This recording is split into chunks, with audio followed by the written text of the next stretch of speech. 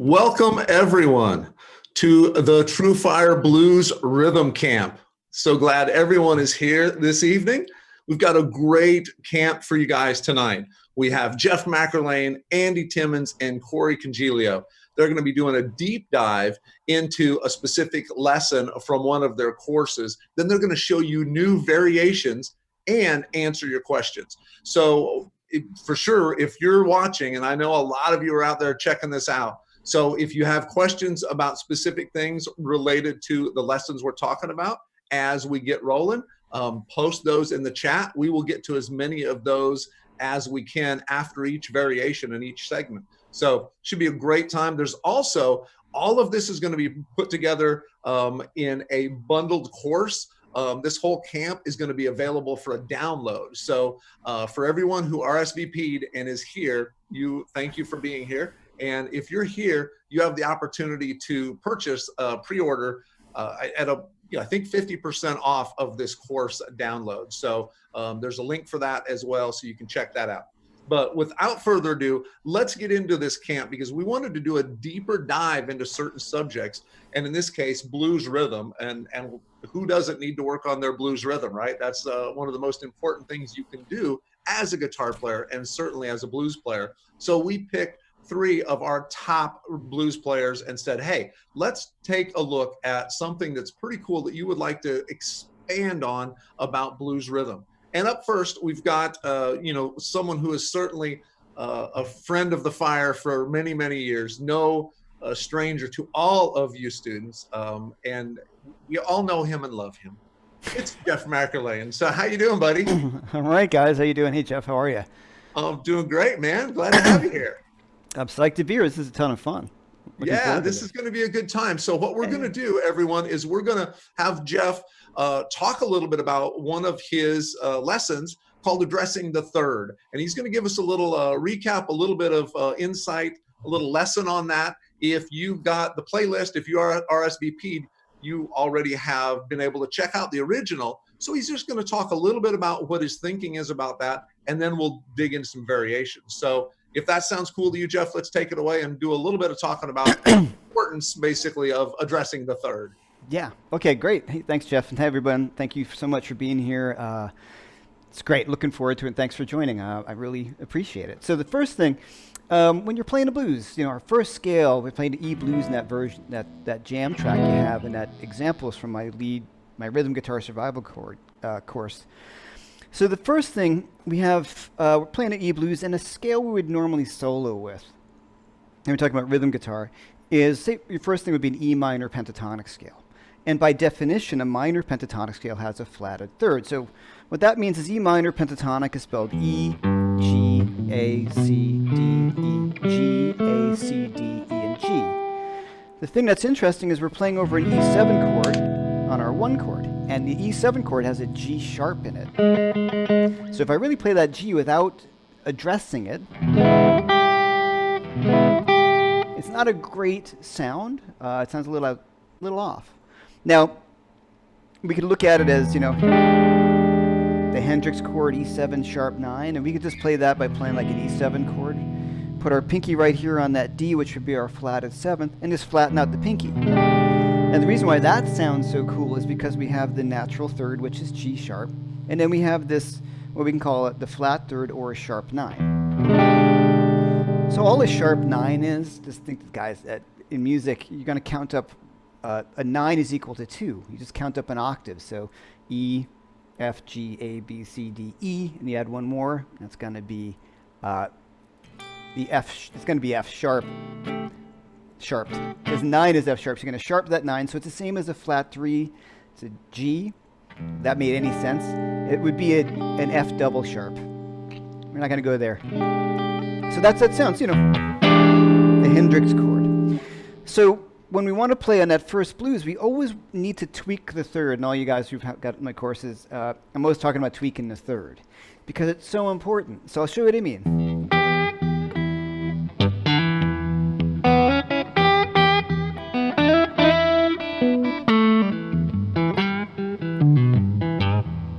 If I don't do that, I'll play that same lick.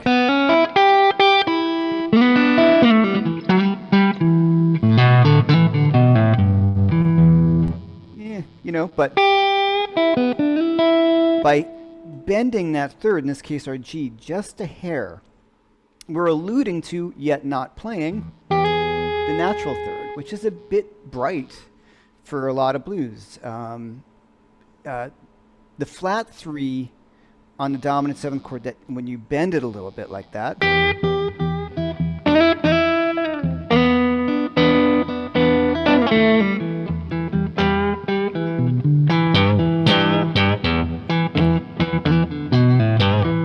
that's the sound of the blues. And you really need to spend a lot of time working on that. If you don't have that little tweaking of the flat third together, you're not going to sound as good as you can. And it really separates, I hate to say the men from the boys, the good players from the not so good players. There's a few things I look for when I'm listening to somebody play. And one would be playing in tune. I don't mean tuning your guitar, that's a given. But, bending your vibrato in tune. But also is being able to get the nuance on some notes. And the flat third is one of the ones that you really, really want to spend a lot of time on. In Eric Clapton's autobiography, he doesn't talk much about guitar. He talks more about his life, which is cool. And there's one little paragraph that really stuck out to me where he talks about learning the guitar and focusing in really on bending those certain notes that really are so vital to blues phrasing. I thought it was really great to hear him kind of talk about that because it's such an important thing. So in that first example from my survival guide, which is, when I watched that, I realized how many years ago that was. I see you want to get that flat third going, and it reminds me of two tunes came to mind when I was recording that. One is the Eric Clapton version of "Ramblin' on My Mind," and we're going to touch on a few of those little ideas and the variations from the John Mayall and the Blues Breakers record.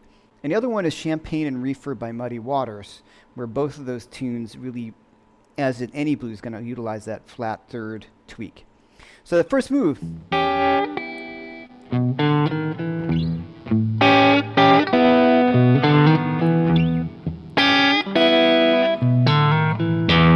So my 1 chord. Now you might notice I played a C sharp with it, and I played that G, and sometimes I finger that strangely. I don't like to play it like that, like 1 and 2. My finger, it just doesn't feel good. So I might play with 2 and 3, or often I play it with 3 and 4. And I want to bend those together. And the trick on the bend, the key to getting this to sound right, is to not release the bend. Don't release that tweaked third.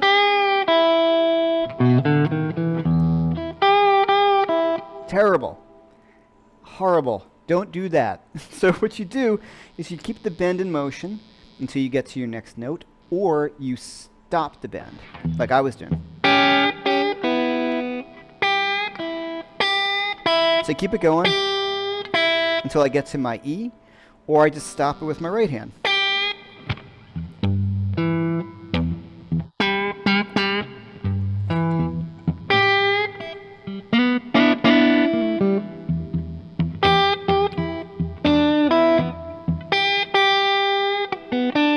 Right? So if I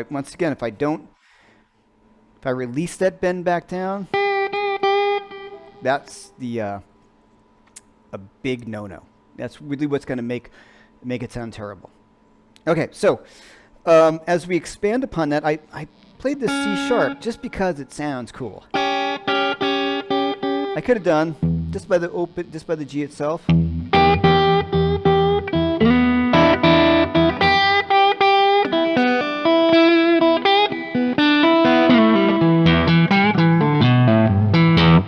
Now, I played the C sharp. It's got that kind of train whistle thing going on, which is really awesome. And I'm bending, and if you notice, the G is really doing the bending work. The C bends a little bit, the C sharp, excuse me. But if I played them individually, the C doesn't move, the C sharp doesn't really move that much. It's more the G that's getting it. But just adding a little bit of vibrato to it and that little bit of that bend makes it sound much more legitimate and bluesy and cool. All right, so that's on my 1 chord. That's what we're really addressing in that first thing. And have that cool lift.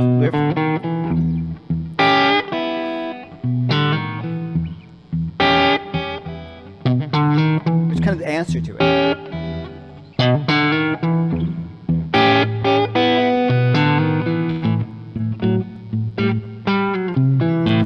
we go to our 4 chord, if you're thinking, is well, A7 is A, C sharp, E, and G. So there's a G. So would you want to tweak that G on the A7 chord? And the answer is yes, you do. You don't want to tweak it as much. So you really want to mess around with that. Right? So you get that kind of sound. You want to just tweak it a little bit. Okay, so this is just kind of the rundown on that, why you want to tweak that flat third. So we're going to take a look at 3 variations where I dig deeper into this, where I either tweak the flat third or just full on play the flat third, or the natural third, excuse me, to get a little bit of a brighter sound, a different sound. So I think we can move on to variation number 1. Absolutely. I think that's a great lesson and a good recap on that. Like you said, that tweaking that third is definitely, it's a vocal quality too, right? Yeah, absolutely. Good point. Thanks. Yeah. Pick that up from singers, right? You hear that vocal. They're not going up and down on that third. So that's a great example. I think the first variation you're going to talk about, and then we'll roll your performance. But the first variation is talking about simple thirds, right? So you're making just a simple third thing. So tell us a little bit about how you set this up. Okay, so the first thing I'm going to do is very common. I'm going to move that same third idea up here. A must-know lick. And then on my 4 chord, I'm going to play very simply. I'm going to play the third of the 4 chord, and the third and the root of the 5 chord. Back to the 1. And by doing that, we're really outlining the sound of the chords and keeping it very simple, which is always so important when you're playing the blues. You don't want to, sometimes, I think we always want to play too much. And when you listen to the original guys, the really great players who I'm channeling at this moment, like Howlin' Wolf, that would be, the guitar player just popped out of my head. That's horrible. All right, well, playing really simply, and that's super important. So let's take a look at that variation, the first one.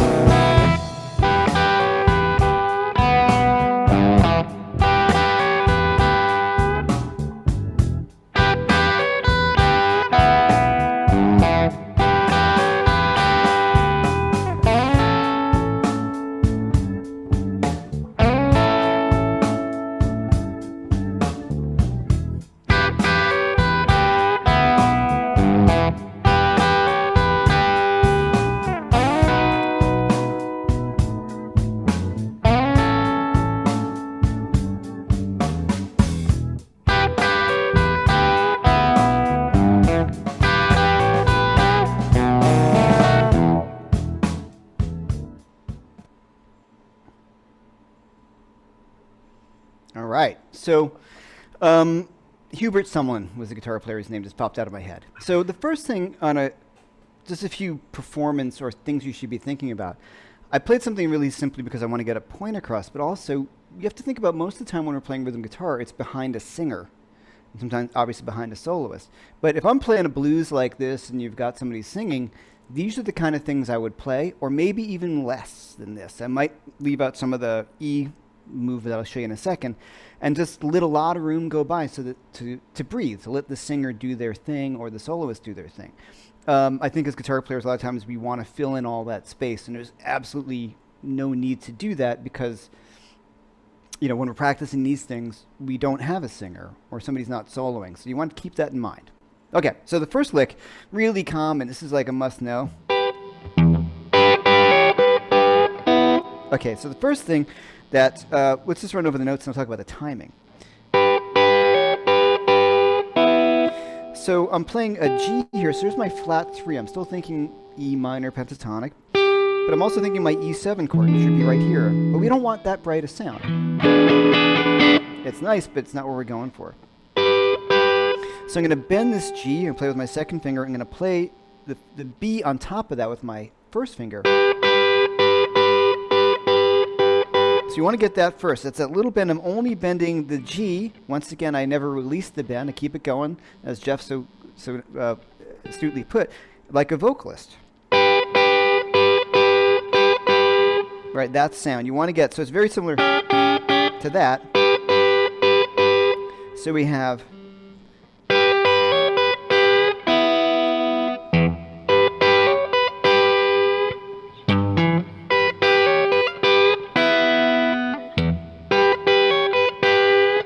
So what I like is this added extra note just for some variety.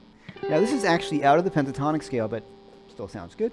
It's a C sharp, and I use my pinky. You can use your third finger. I just don't like the proximity of this bend and having to throw my third finger down. It just doesn't feel good to me hand-wise. So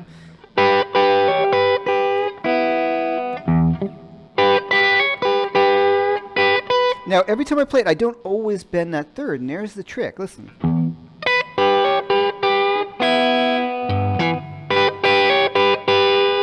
So the first one I didn't quite tweak it, and then I really want to experiment with the tweaking of that third, and that's how you develop your own sort of sound and your own take on it. I think you'll know when it's wrong. That's the cool thing about it. When you play it right, you're like, yeah, that's it. Record yourself playing it too. That's really helpful. Now, I come in on an offbeat, so I'm going to hit my thumb down here. Well, I was playing with my pick and fingers.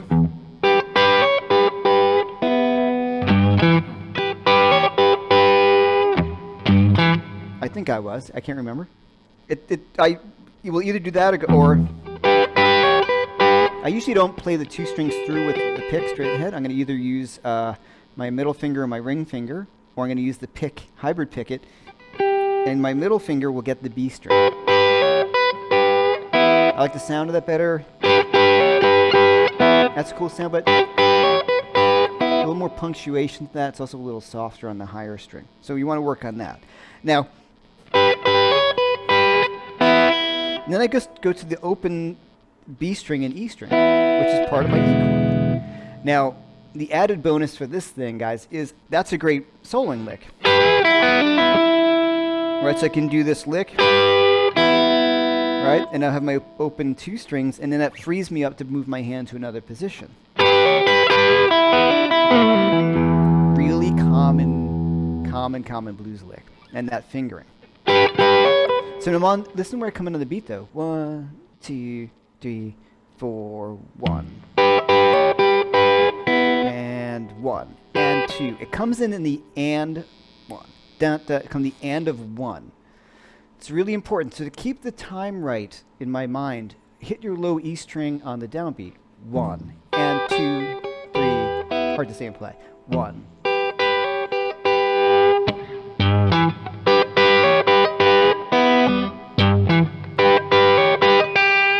And that gives it a really great sound because you're playing with the offbeats and everything doesn't come in on the downs like that.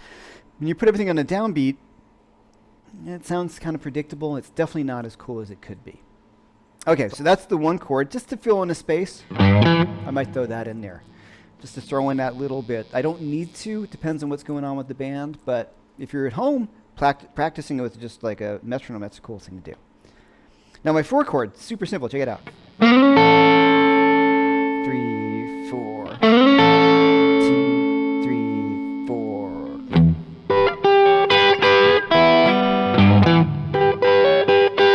My 5 chord. 3, 4. 2, 3, 4, 1.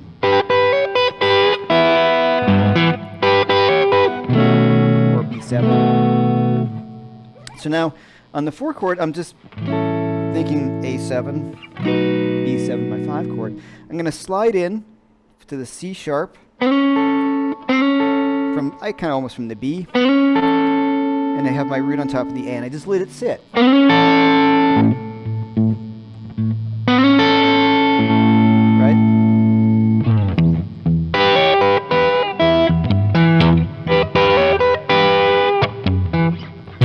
basically, boom. So that's a really cool sound because you're letting the chord do the work for you. You're providing a lot of space, and we're outlining the 4 and the 5 because we are playing them. And what's nice about that is you hear that third, we have this little bit more of this darker blues.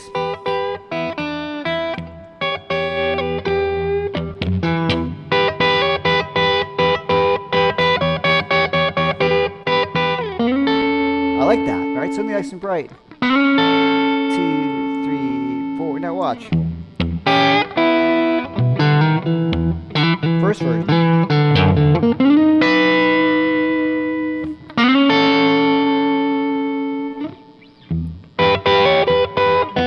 Right, so we can start to expand on that same idea in the next variation, but really what's going on is just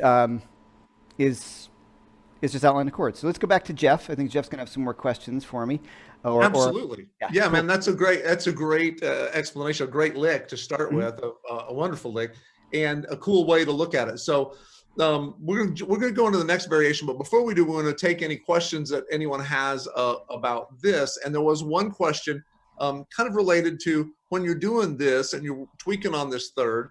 Of course, we usually play sevenths and ninths a lot in blues. Yep.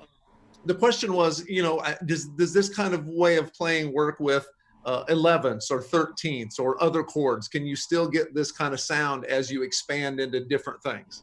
Sure, of course. Yeah, absolutely. Now, one thing, I played it very simply, and I played it in a very old school style, just to kind of get this point across. But yeah, totally. I could do it on,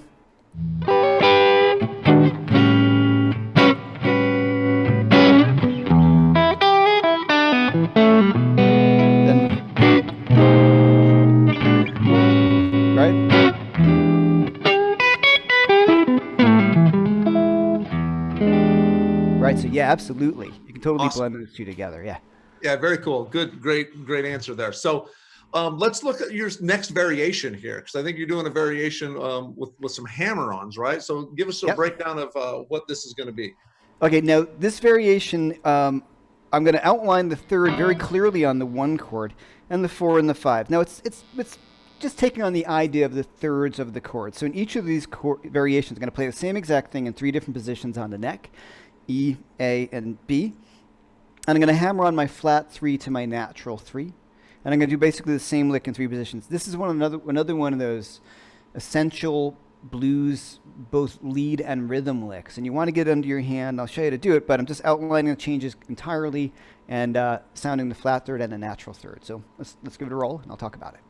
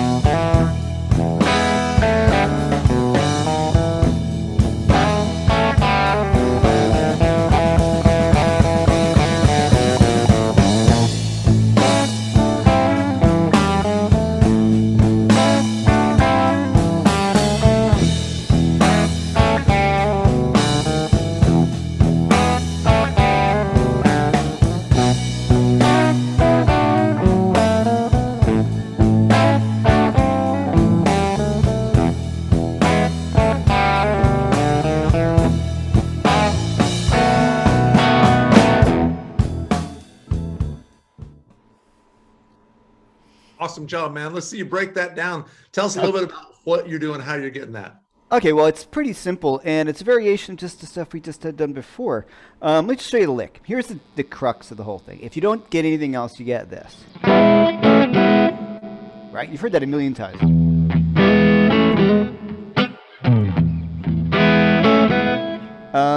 So what I'm doing, I'm playing E7. I'm going to hammer on basically your top 4 strings.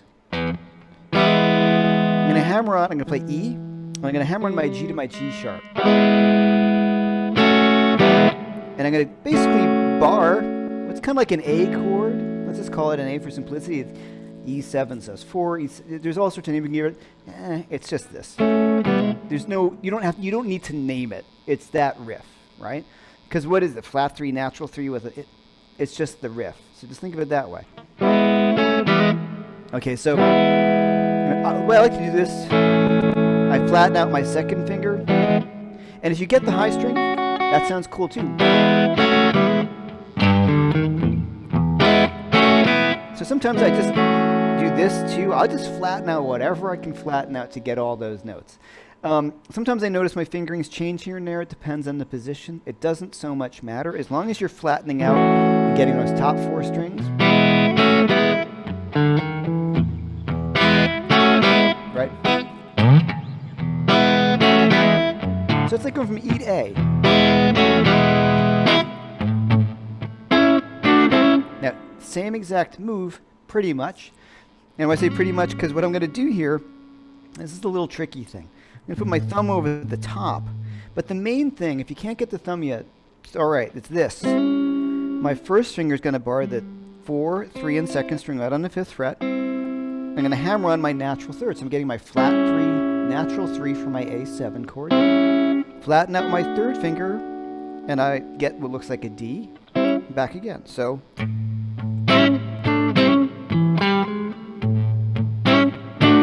Now sometimes I just will flatten out all these fingers. Like I said, whatever works best for you is totally fine. My hands are different than yours, so I just get this, with my thumbs over the top, I get this sort of like baseball bat claw.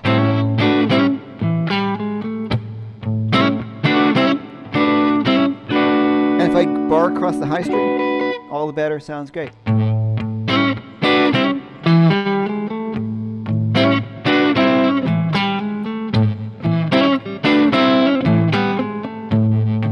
My 5 chord, just move it up.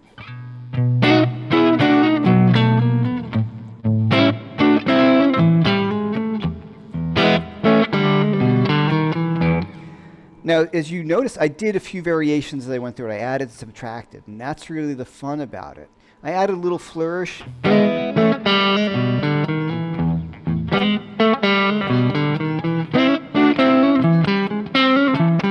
That's a little tricky. But you have the tab for it. The trick is this. That.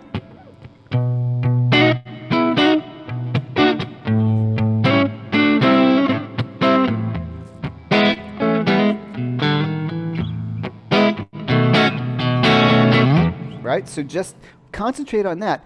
All those little variations that you can come up with, or you listen to Stevie Vaughan. I'm hearing soul to soul in this.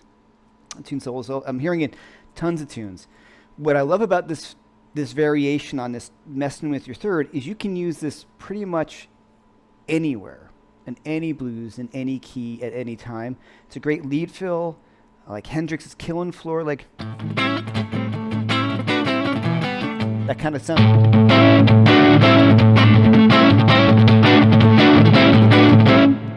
It's all right there, and it's just that move. So you're going to get a ton of mileage out of that one. So I think, Jeff, do you have any questions on me on this one? Yeah, I think there we've got we got a couple questions, and cool. I know you kind of showed us how to bend that 3rd and then do the hammer on. Someone's asking, on the 1 chord, is it okay to bend all the way up to the natural 3rd? Oh, it's a great question. Is that going to be okay? Yeah, it's an awesome question, and absolutely, it becomes a taste issue. The natural 3rd will brighten things up a bit. So I'll give you an example. So like,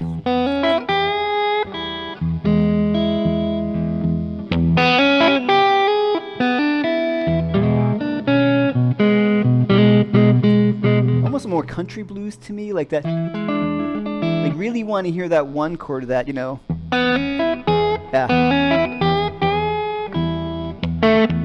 Hey, Clapton does it all the time.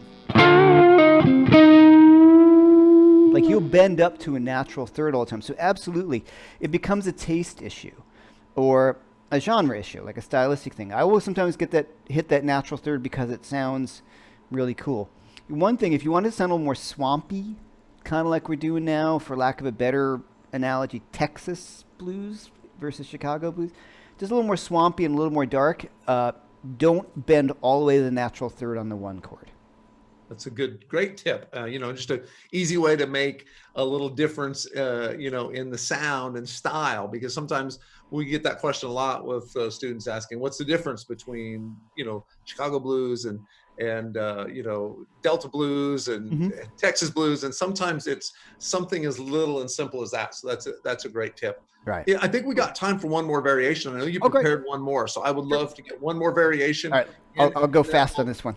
and then we'll, give us a quick setup, and then we'll answer any other questions. Okay. But give us a quick setup for this variation that we've got coming up.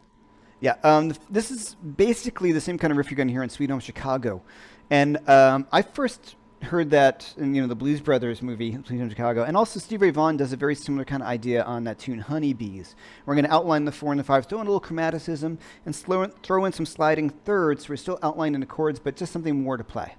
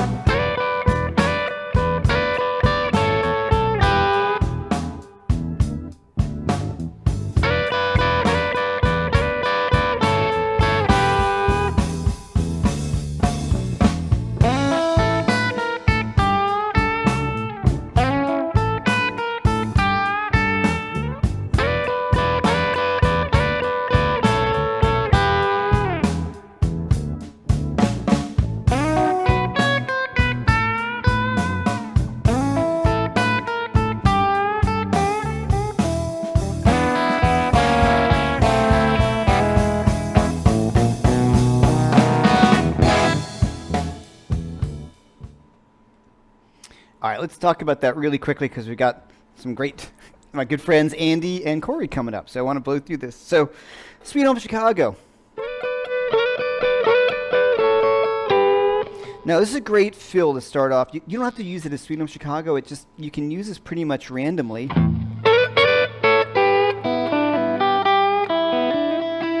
I mean, it's all part of the whole.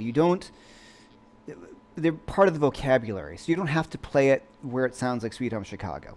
So here I'm playing my B and my D, which is the 5 and my flat 7 and my E7 chord. So what's great about this, there's E7, Lightning Hopkins does this all the time. Now I'm going to bring it down. I'm going to play the E and the C sharp, so we have that C sharp again. Sorry, I said E. That's an A and a C sharp. It's passing to that, right? So we've already kind of run over that lick. So we're already adding in. And like I said, that's a lick you can use anywhere.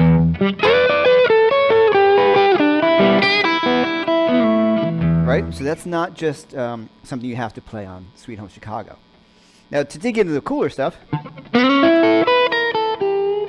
Now here, I'm going to play the full A triad going to my 4 chord. I'm going to B, B flat, A, bend that flat 7, which is my G, back to the A. So we're adding this cool little different sound. You hear this a lot in country blues, a little bit of chromaticism, which is your blue note. So we're adding in the blue note of our E pentatonic scale. So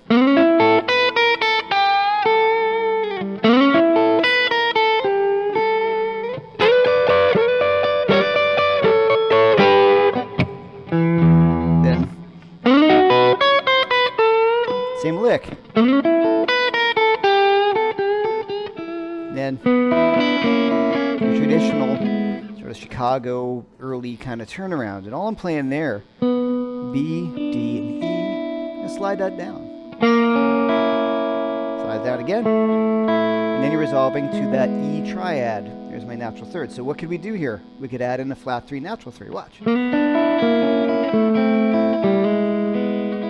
Just like we discussed. So now, you know,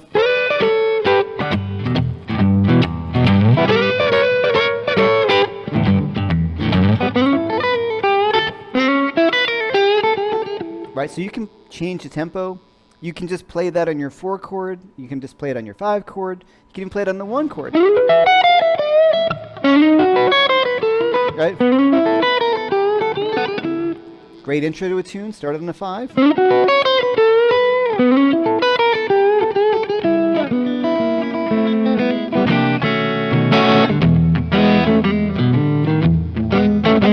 So I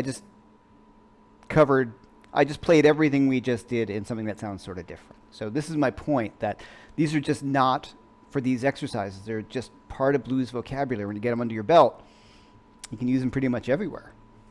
Awesome. Very cool. Let's do a couple questions. Sure. We got one question that basically says a lot of these licks that you've been playing require you to do a trill on the G sharp, right? Yes. On that 3rd fret, 1st string. And the student says they have trouble getting that to sound right. Yes, they do. Tips for that? Just give us a quick tip on how to get that sounding better. First tip is, don't worry about the trill. Just get the hammer on. Right, just get that first. I know, because that trill is hard. So I just, practice it. You have to point when you're doing it, because the audience moves and point around. That's part of it. And then work it in, because that's going to feel different than going.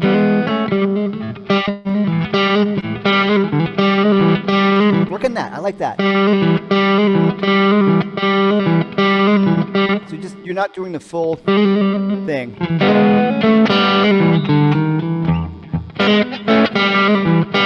I like that move a lot, 'cause that's a cool lick anyway. Right, just getting that into your playing.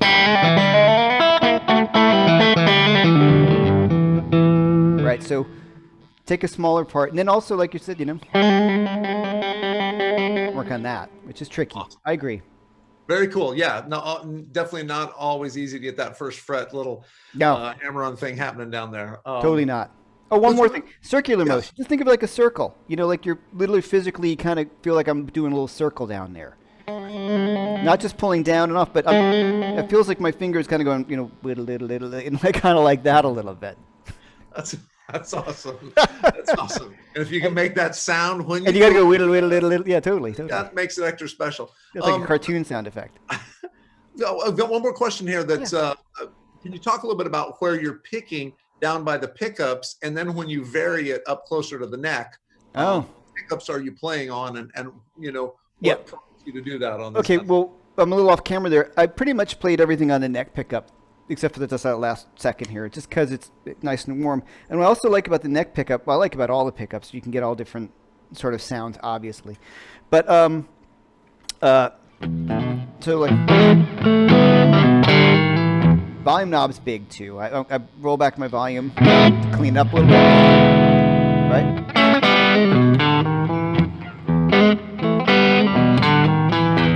I like to experiment with those sounds, and anybody, man, all my favorite players. I was thinking about traditionally, like someone like Jimmy Vaughn, who's really great at that. He doesn't play with any effects, just basically a clean guitar tone, and he gets all these great sounds from just plucking at different parts on the guitar neck.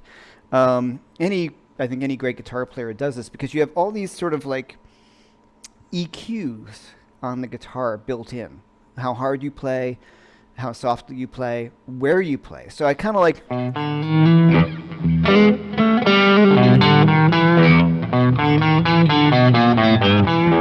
it's a little more, sharper, or I don't know what the word is for that.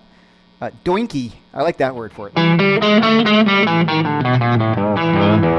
Right then, if I play over by the neck pickup a little further over, I'm going to get a warmer tone.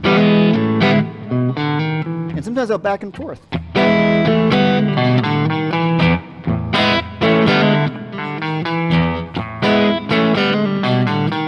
Because it just sounds cool, and I like those subtleties because that makes, I think, as I said in the very beginning, things I look for in a player is someone who knows their instrument well. And what I mean by knows their instrument, I mean understands all the things that just the guitar can give you. And one of the things that you want to experiment with, and it does take practice and experimentation, is to plucking in different parts of the neck. So for me, it almost feels like a different band, like, horns.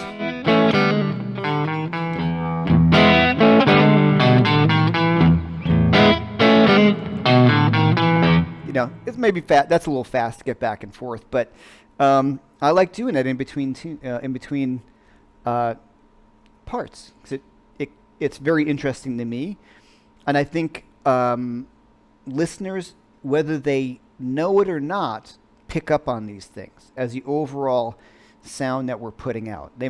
Your average audience listener is not going to go, "Oh, I love how he's playing near the bridge there and then playing near the neck in between these two things." I don't think that's not what I'm talking about. As a guitar player, I love that, but I think as a listener, you just hear this great sound. It's this building of separation of parts where you become sort of like a one-man band and becomes much more interesting. Awesome. Good answer. Thank you.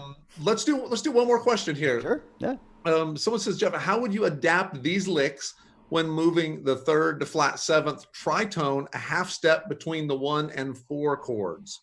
How would I adapt them? Well, the cool thing is you can tweak the flat third on any of them, right? So let's say we're doing, go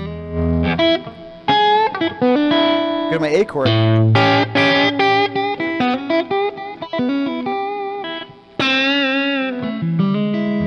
So what I did there is I tweaked the flat third on my 4 chord. Here's Stevie Vaughan do that all the time, and Albert King.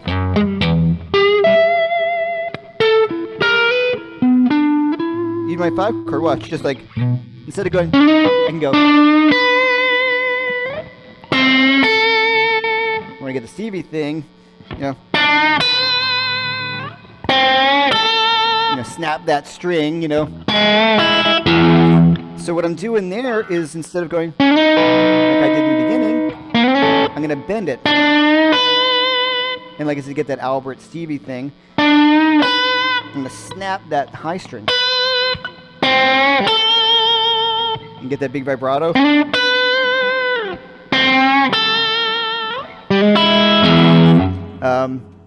So yeah, the same concept works.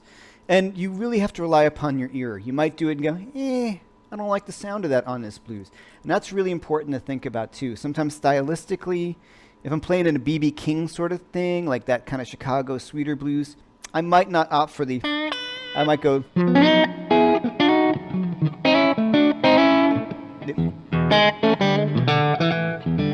as opposed to, that sounds a little more Texas-y to me. Awesome. Great job, man. Thanks. So that was wonderful. I know we could talk about this stuff all night. I know the whole show could be, you and I often do. As we do. I know it happens. So, but we're going to wrap this up and basically got a couple more players coming in and sharing some rhythm insights, but those were amazing insights that you just shared. I mean, that's like, gold stuff there. Love all the variations. The original lesson is very cool. Back when you were a slightly younger man, you recorded that. Wow. Yeah. But the variations have really made it something cool, I think, for students to dig into and go deeper with. Just one thing I want to add, what I really like after watching that video, which is probably at least 10 years older, 10 years ago, I go, wow, I play a lot better now, which is an awesome thing about guitar and music is there's never an end, and that's the best part. So my point about that is I kept at it. I listened to those guys. I got deeper and deeper, and I wanted to get more and more legitimate or whatever, better at it. So work on these things very specifically. I remember very specifically going like, I have to work on it and play it over and over again, or else you're not going to get it. Okay. So that's the thing. Take your time, practice one little thing, get those little thirds on the 1 chord, then work on it in the 4 and the 5. But isolate them and just put everything off the table, except for what Andy and Corey are going to show you. But at one time, do one thing at a time, and just take your time and be patient, and then you'll get it for sure. Awesome. You'll get it. Good stuff, man. Thank you so much for being here. Thanks, everyone. I really appreciate you having me here. Absolutely. We'll do it again sometime. Thanks, Jeff. Okay. Thanks, Jeff. All right, guys. Well, I'll tell you what, that was a lot of stuff, right? So a lot of information there for you, and a lot of very cool lessons, licks to play. And once again, you can get this whole, basically buy this whole camp as a download. All of those variations are going to be tabbed out. So we're going to provide that as the download. You'll be able to get all of those, all the tab, all of the videos that Jeff, all the variations he played through. So check that link. If you're in the room here, you have RSVP'd. Very cool. Also, we'll be doing a couple more of these camps throughout this month. We've got a soloing camp coming up with Josh Smith and Matt Schofield and Kid Anderson. Don't want to miss that. We've got a jazz blues camp coming up. So make sure you're doing these. It's a great way to get some extra practice in, a great way to work with our instructors and do a little bit deeper dive into some of these lessons, right? So our next educator that we've got coming up is Andy Timmons. And Andy, of course, is someone who has done several courses with TrueFire, amazing player. And Andy, a lot of people know Andy as a rock player, but what is the really cool thing about Andy is he has sort of a blues sensibility to what he does. Very soulful, melodic player, and his understanding of rhythm is really extraordinary. He has some really cool ways of looking at rhythms, and we're going to tackle one of those things in the once again, the lesson that you already have that we've provided for everyone who RSVP'd here, and you can find it in the playlist. And then Andy's going to show us some variations on that and kind of how to think about that. But I believe he's standing by, ready to go. Remember, as we're doing this, ask any questions that you want Andy to answer. Try to make them specifically about this subject, so we keep all this really concise. Anything about the stuff that he's teaching, ask questions here. And he'll be able to answer those. We'll get to as many as we can. And the other cool thing about the download is it will have all of these questions. So it's not only just the instructor's perspective on what they want to show you, but it also answers your questions. And I think that's a great way to tackle this, basically, where you can ask questions to the instructor right here live, and we roll. So let's go and let's welcome our good friend, Mr. Andy Timmons. Hey, Andy, how Jeff. are you doing, man? Can you hear me okay? Absolutely. Awesome. Good to see you, man. How you doing, Jeff? I'm doing great, buddy. How are you? Doing awesome. Just getting by here. We've got the summer started in Texas, so Yeah. Excuse the noise of the fan, otherwise I'd be dripping up here. All right, we'll excuse that. It's summer in Texas is no joke, so yeah. we don't want to mess around with that. So, man, we're gonna take a look at one of the lessons off of your electric blues expressions course, basically, and then we'll do a deep dive into some variations. But everyone has had access to the original comping Okay. in G lick, or, Right. the lesson. But if you could just give us a brief overview of that, kind of just some ideas on how to approach that, and then Sure. we'll roll into some variations. Right. So, I mean, looking back at the first lesson I did, then at the variation that I prepared for the first variation, it's just the overall basic concept of comping. You're accompanying. It's really about support for the other soloist. It's about, or if it's a vocalist, it's not about how much information you can interject. It's what you can do to give that harmonic structure and to leave enough space to where, the soloist has got that room to do what they want to do, right? So that's kind of the underlying theme. I'll probably keep harping on a little bit of that throughout this, because it's something that's very near and dear to me because, it's anytime I've been on stage with multiple guitarists or whatever, it can be a great experience or it can be not so great depending on their level of sensitivity to all the things that we're going to talk about, which is, your volume underneath what's happening, and what you're playing, And I've been on stage with some of the greatest players in the world, and some are more attentive and sensitive to that type of support, and some aren't. It's sometimes very surprising, right?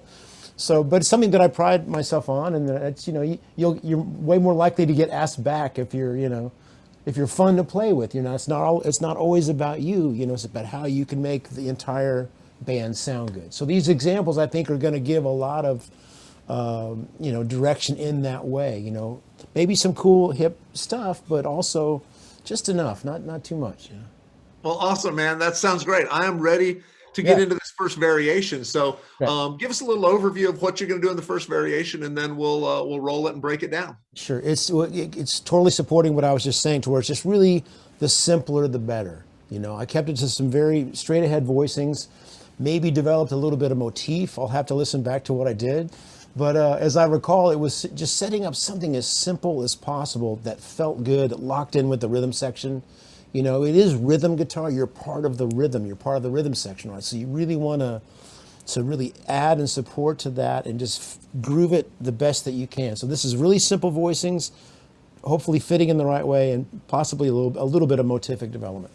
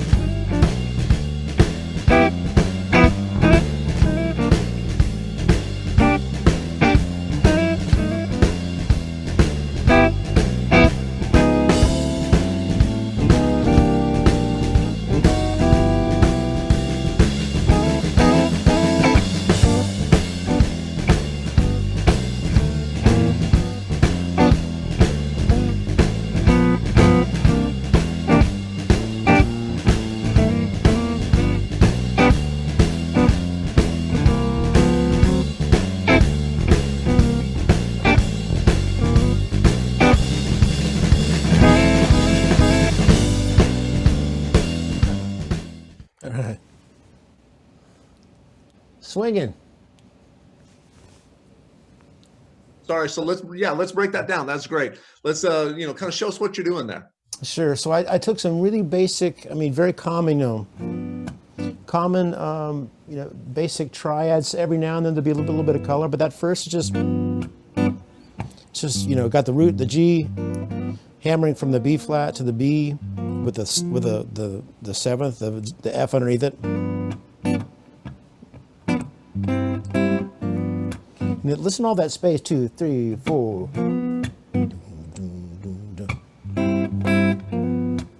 all it needs. When I get into the 4 chord, I like to either do a re-articulation of the 1, but sometimes I'll put an augmented passing chord, G augmented, raising that D to D sharp. And then there's that C9, the basic C9 that we hopefully all know, the C, E, B flat, and the 9, the D. A little C major.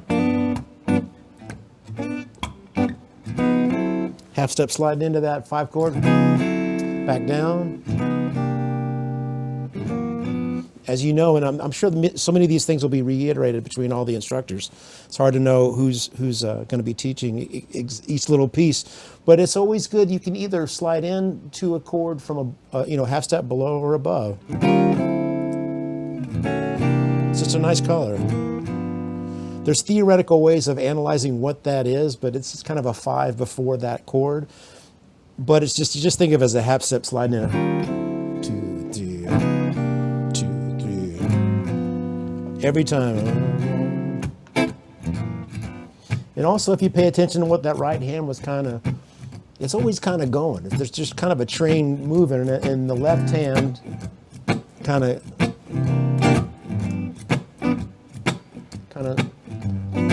punctuating with the chords.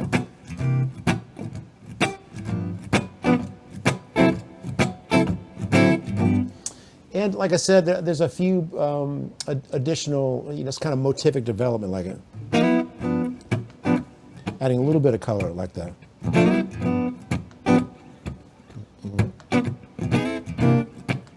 Just nice to have something identifiable in the background, not taking attention away, but giving it some of that flavor, right?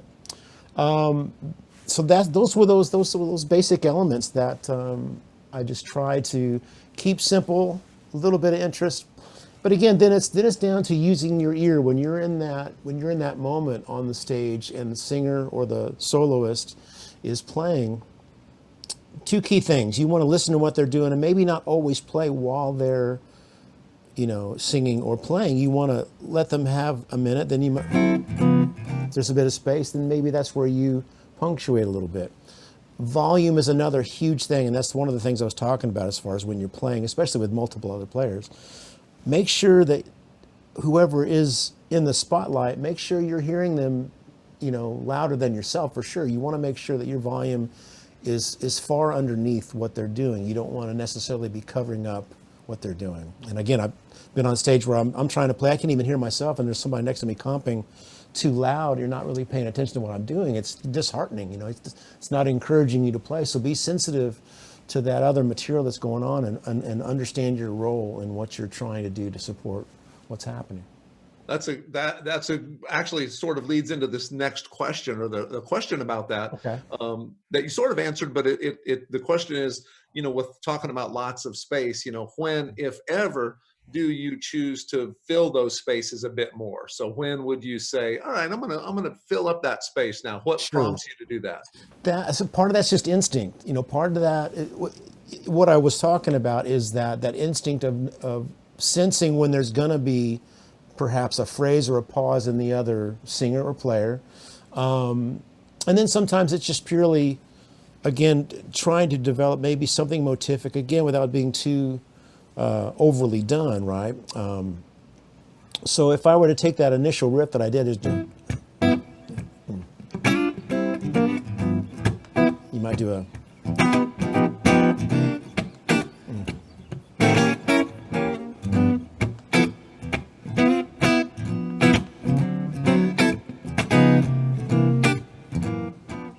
But again, what I'm going to do in the moment is going to be totally, that's just me playing by myself. And even in, doing some of these breakdowns and or playthroughs without the other information, you're tempted to play way more because you want to be interesting, because you're all, that's all that we're hearing. Maybe we should do one time when there's a couple of us in the room, you and I playing. I wish the technology was better so we could actually jam, right? Sure. But there would be a way of witnessing, okay, when did the other guy punctuate compared to what the other person was doing? But all I can say is that it's a lot of instinct. It's a lot of hopefully having the taste to know when to interject and when it's not overdone. But again, on my own, I'm tempted to believe. I want to show everything I know.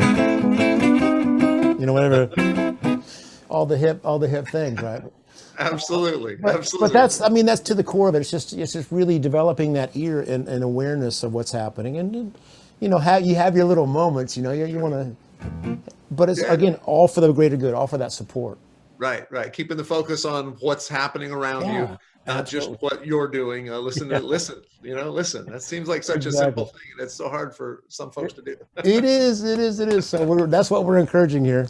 Absolutely. What a great thing this boot camp is just supporting, the idea of rhythm playing. I was joking around on the conference call the other day as we were talking about doing this. Is we should make it, everybody should have to go have a graduation certificate from rhythm guitar school before they ever get to play a solo, because so many of the great, lead guitar players are great rhythm players. Everybody always talks about Eddie Van Halen and right. But sure. It's like, man, the rhythm guitar is it's such an art that's so overlooked, but it's such an integral part of who we are as guitar players. Just doesn't come across as quite as sexy. It's like it's not as well. But I love Robin Ford talks about it all the time, where it's like he loves that more than lead playing. Yeah, there's absolutely. There's an art to that. I love his passion for it, and I feel the same way. There was one of my favorite memories is. When the G3 guys have come through Texas many times, and I've known Joe and Steve for so many years that they usually invite me to come out. And there was one of the early gigs that I did with them. It was a night with Petrucci and Steve Vai and Joe Satriani, and we came off the stage, which is a daunting thing, because you're what are you going to play after these geniuses have played all night? But after the jam, Jeff Capitelli, I think is Joe's drummer's name, came off stage and says, "Man, you're welcome to play with us anytime. You're the first guy to really play rhythm." Because if I wasn't playing, I'd either not play, or turn around and look at the drummer and Stu Ham was on bass and just groove with those guys. Here's something I can do to help out, because there's plenty going on, right? They don't need any notes, right? But that always kind of stuck with me. So okay, maybe not everybody does that, and it's a valuable thing to have, but you're adding, not detracting. Awesome. Well, let's jump into another variation. Sure. Let's talk a little bit about, give us a little overview of the second variation, and then we'll roll that and break that down. Sure. I think on this one, it's the one where I utilize a common tone. So kind of having a common note on top of every voicing. So I did meaning that every voicing, the top note would be the same note. And you can pick different notes out of the key. I chose the tonic because they're just one of the easiest ones to feature for now, but it's a nice concept where, again, it's kind of a gluing thing. It's just a nice sound like, organ players or piano players would commonly do, comping in blues and in jazz. And it just sounds beautiful in this particular register on the guitar.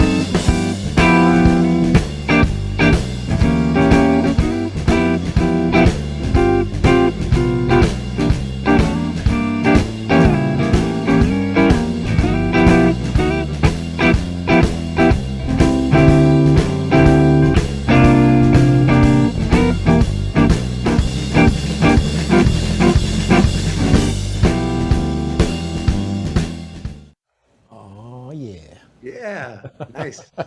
Very good, man. Well, let's do a breakdown. Show us a little bit what you're doing. Okay, so I know I did my job because I could see you on the small cam there, and your head was bobbing. So I mean, but that's it. That's kind of, if we can create that feeling and that effect, right? So I'll get into the time and the rhythm of it, but the basic voicings. If you don't know this, well, I guess it's a 13th. You can play it in this regular G bar chord position. But this kind of inside and tight, I call it. It's you got the seventh, the flat seventh on the A string. You've got that F note, and then the third on the D string, the B, and then there's that E, that 13th underneath that on the G string, and then in your top note, that's the root, and that's what we're going to let It's just there's no lower or high E string. That's being muted.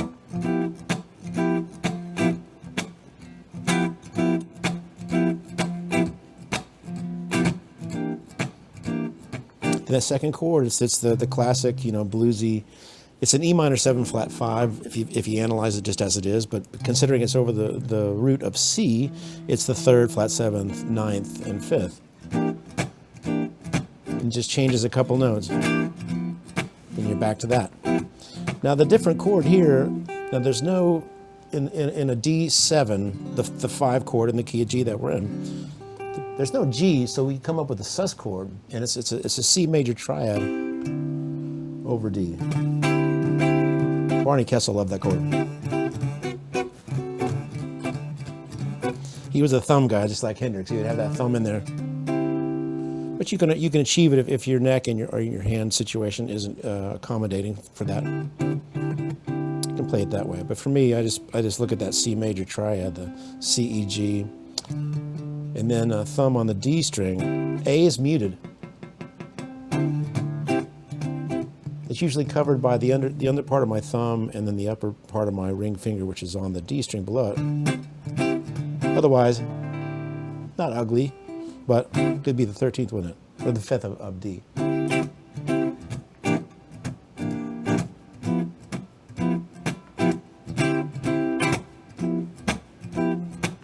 Sometimes I'll go to an early 4 and then flatten the D to D flat, turning that into like a diminished passing chord, like a G to passing chord, which is nice going back into the 1. So it can sound like this.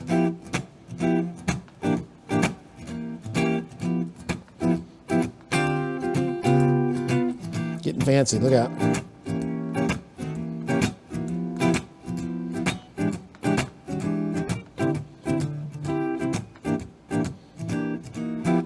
Few substitutions there. But speaking of the time and the feel of it, it's a shuffle. And Dan Wojciechowski on the drums, Mike Dane on the bass. They're really laying a nice foundation there. They both are jazz players, but they're mainly rock players. But they've studied a lot of jazz, and that works well in the feel of the blues shuffle, because it's it's swinging dotted eighth, but not you want to just really fitting in the cracks.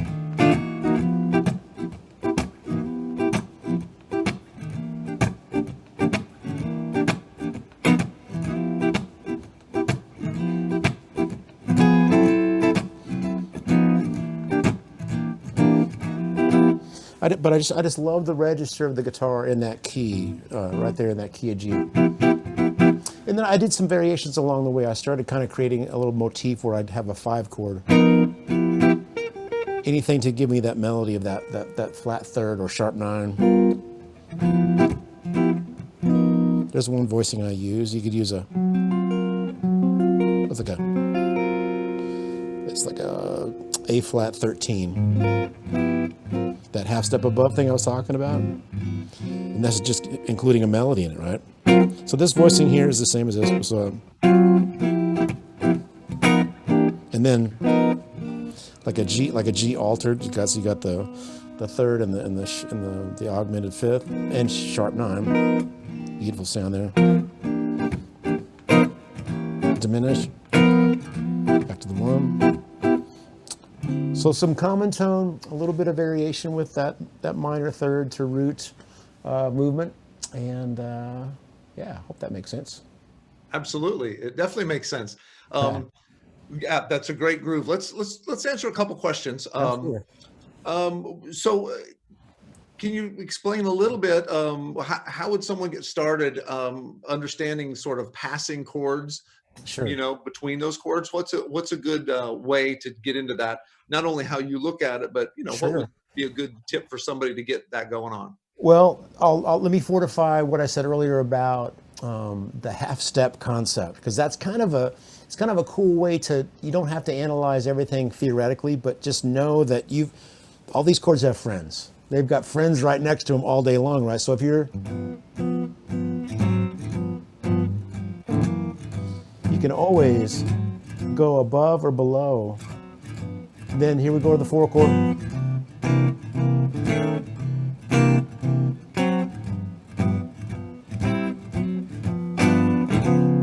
Slide in from below and then slide back down. That's kind of and it sounds cool. It sounds really, really nice. Just a little bit of a sauce to it. Now there's also, what you can do is, thinking in a jazz way, you can use like what would be a 2-5 one. And I think I alluded to that in the common tone, where I went like a D minor 11 to a C sharp 7 flat 5.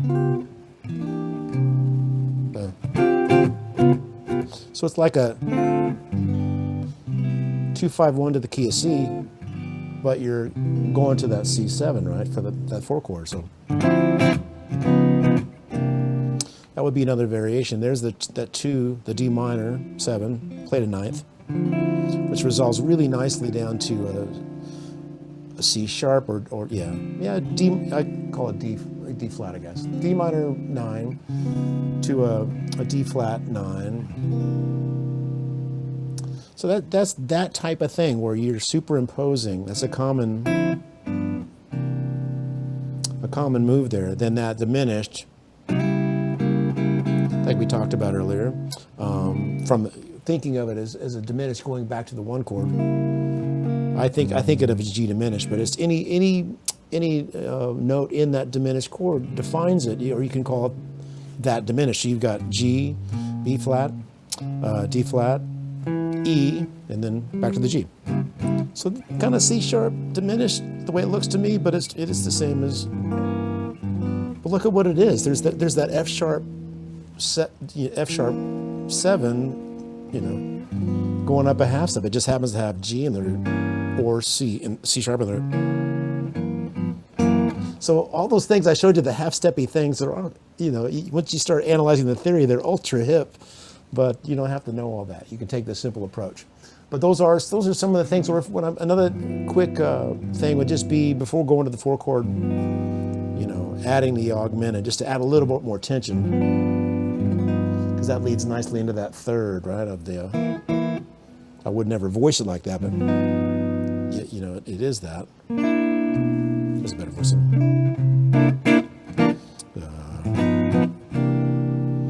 Or you could actually do the even more of an altered sound, that G7 augmented sharp 9, and then G diminished again. So lots of devices like that, and some trial and error. That just keep trying the half step below thing, and until somebody throws something at you, maybe it's working. Well, that's a good start. That's a good start. Good. Anyway. Another question about similar things, and we're in the same realm. Sure. It says looks like you're voice leading into that next chord. So sometimes you're thinking of voice leading. Is that how you're approaching that? Or are you sort of thinking about that? That's a really good question and a great observation, because that is exactly what's going on. Because I started getting into it when I mentioned that if I had that G augmented to go into the C, well, it's a nice sound, but I don't like to feature the third that heavily, on that 4 chord, so I opted to.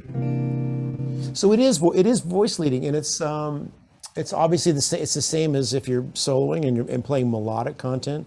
Same with chords, absolutely. That's what was kind of fun about that, the common tone thing, because it kind of forces you to voice lead in a certain way where actually that note's not moving, it's not leading anywhere, but all the voices underneath it are moving. But I'm very aware that of how that next chord is going to sound and what note might want to feature.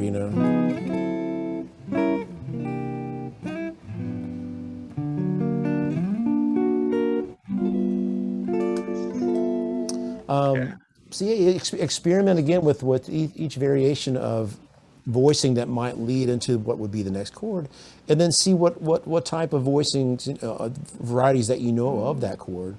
Not to say that everything has to be specific in that way, because this works. Not a darn thing wrong with this.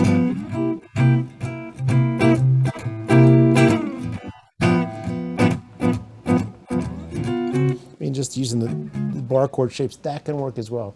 But yeah, as we tend to want to economize in our motion and have it be as musical as possible, that's when experimenting with that kind of voice leading really is beneficial. Awesome. Well, very cool. Let's do another variation.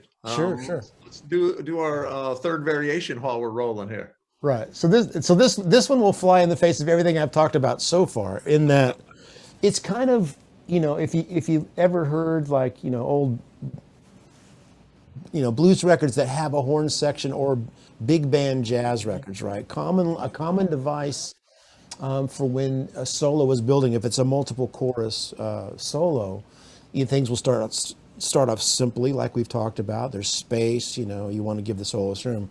But as the soloist, and the band is building in intensity, then sometimes the horn section will come in with a figure.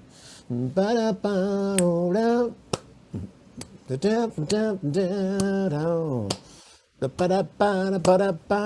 just making it up. Too much, probably.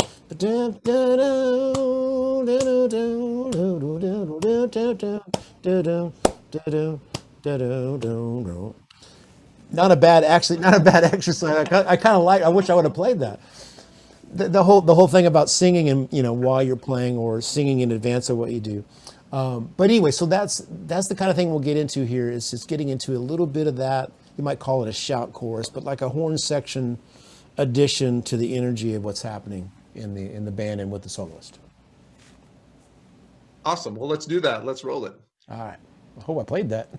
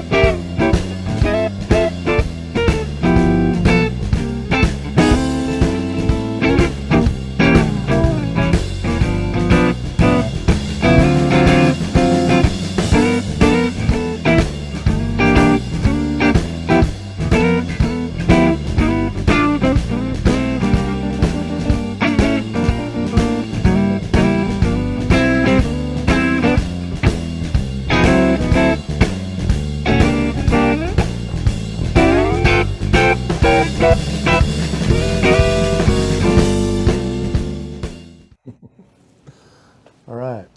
Well, let's show. Yeah, now you have to show us what that was. What did you do? Well, I'll show you what I remember. So yeah, by the time the second chorus rolled around, I was already playing too much. But I liked a couple of the first things that I did. It was just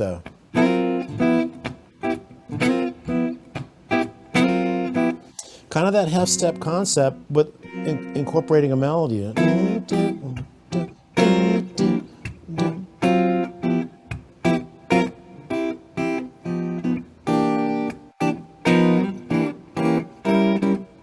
So for that first melody, it's that A flat 13 with the sharp 9 on top, and then just resolving it to the regular 13 chord right there in the first position. So it's like a G7 bar chord, adding that E note. But this time I'm letting that top note, G, speak through, okay? If it's a quick 4, I might do that G altered again. Then I went to that G diminished up to the B flat, repeats every minor third, right? So just kind of keeping that.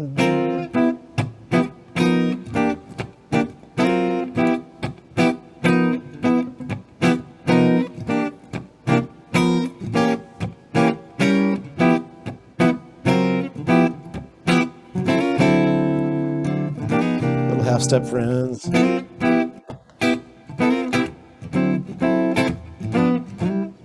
Then I got into a little motif after that. I won't be able to recall exactly what it was, but it made me smile hearing it back, and I was laughing when I played it because it was kind of cute in a way, but it worked great. It was just a good feel, but it was revolving, I think, around.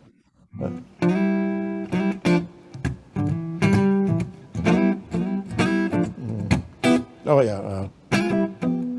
Then I just went up to.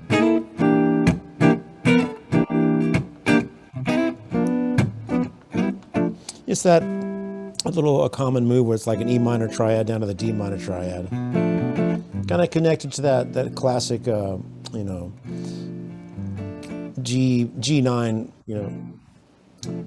Well, I thought you said something. That G9 voicing with the B, F, A, and D. But then just going up a whole step with the top part of that voicing.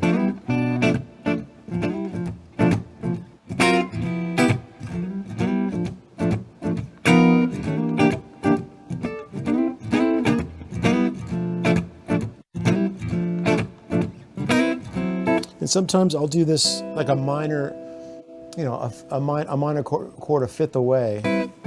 So resolve it like A minor to D7, G minor to C7. So, but with the ninth of that minor, 9 of the A minor. So it's kind of like pretty much the upper structure of that D9, but it's.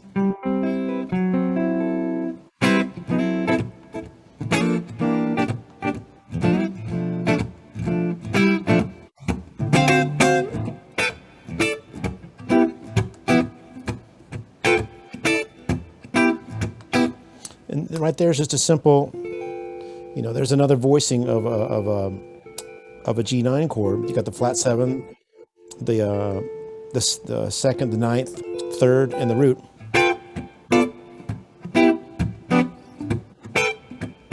Classic G9. That 13 chord from earlier and down to the root position, which is with the D on top.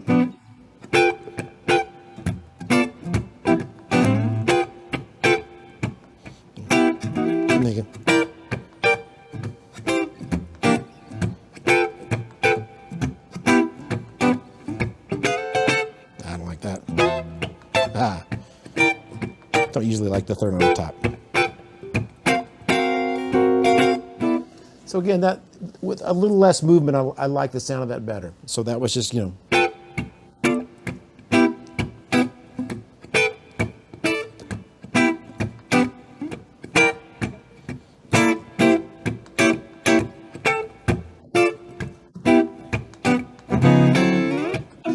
was it?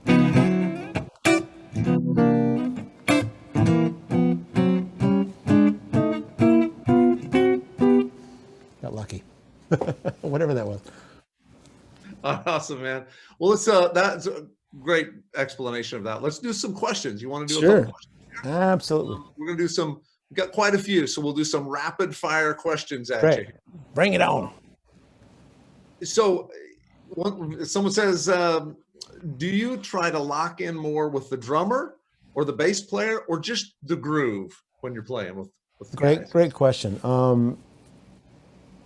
primarily, it's, I mean, I would lean towards the drummer, but I'm never really isolating any element. My role is to fit in with everything, and sometimes, as a rhythm player, you might consider yourself the glue, especially if the bass and drums aren't quite as locked. If you go with one or the other, it's just going to add to the disparity of feel. So you might want to go smack dab in the middle, you know what I mean? And that's, even playing with Mike and Dan on the backing track there, I'm trying to swing smack dab in the middle of what's happening, whether I'm the placement of where I'm choosing to accent or actually place, the chordal material. But it's really about the cohesion and what you can do to make it feel better. And it'd be less likely to happen if you went with one or the other. It's just then you're just siding with somebody, and it's a bigger war, right? So I'm always Switzerland, man. I want to be the neutral territory. I want to be somewhere in the middle. And that's an instinctual thing that, fortunately, from a very young age, I was just always in a band.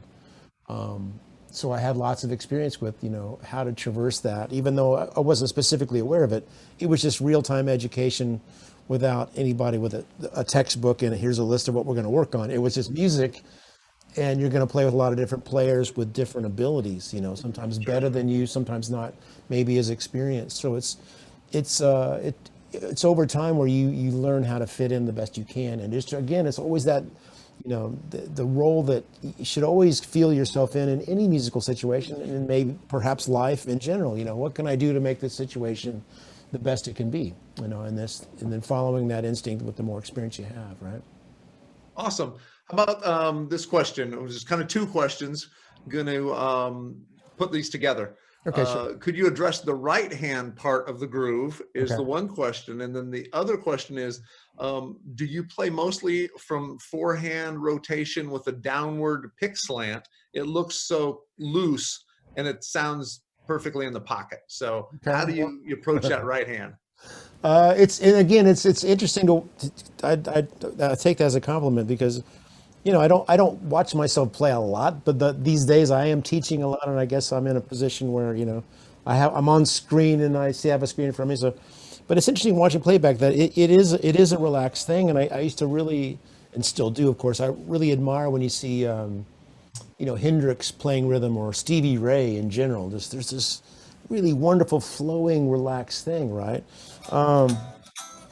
And there is a bit of a pick slant. There's an awareness now, obviously, too, much more than ever, thanks to Troy Grady, and his awareness of picking technique and angle.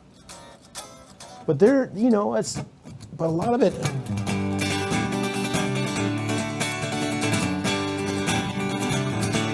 There's so much that can be gained from just basic acoustic guitar playing.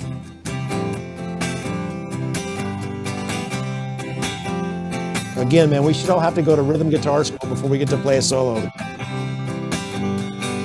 Because a lot of that acoustic, just driving rhythm,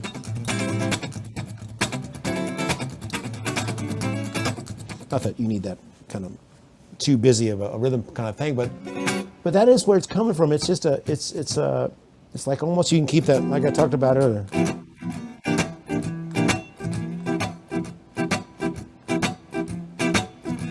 Playing by yourself, you can be the drummer.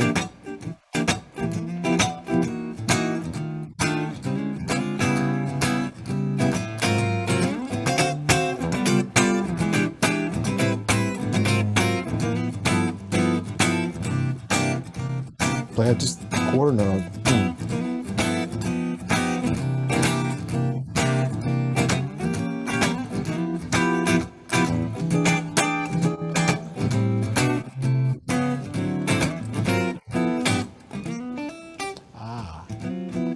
So there's definitely a thing about keeping it loose, and not that everything has to have this strummy kind of thing to it, but that can have a very nice feel.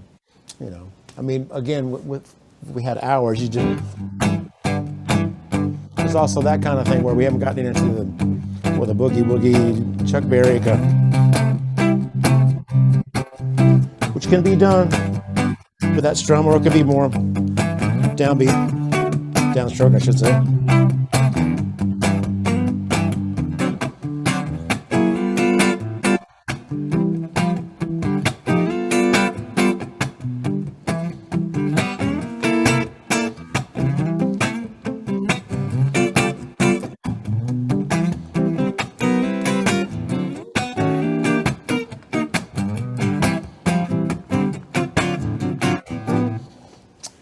hopefully that'll cover a little bit of both of those questions there. But it's great to keep it loose. The more relaxed you are, the more you can just let it really fit in the pocket, you know.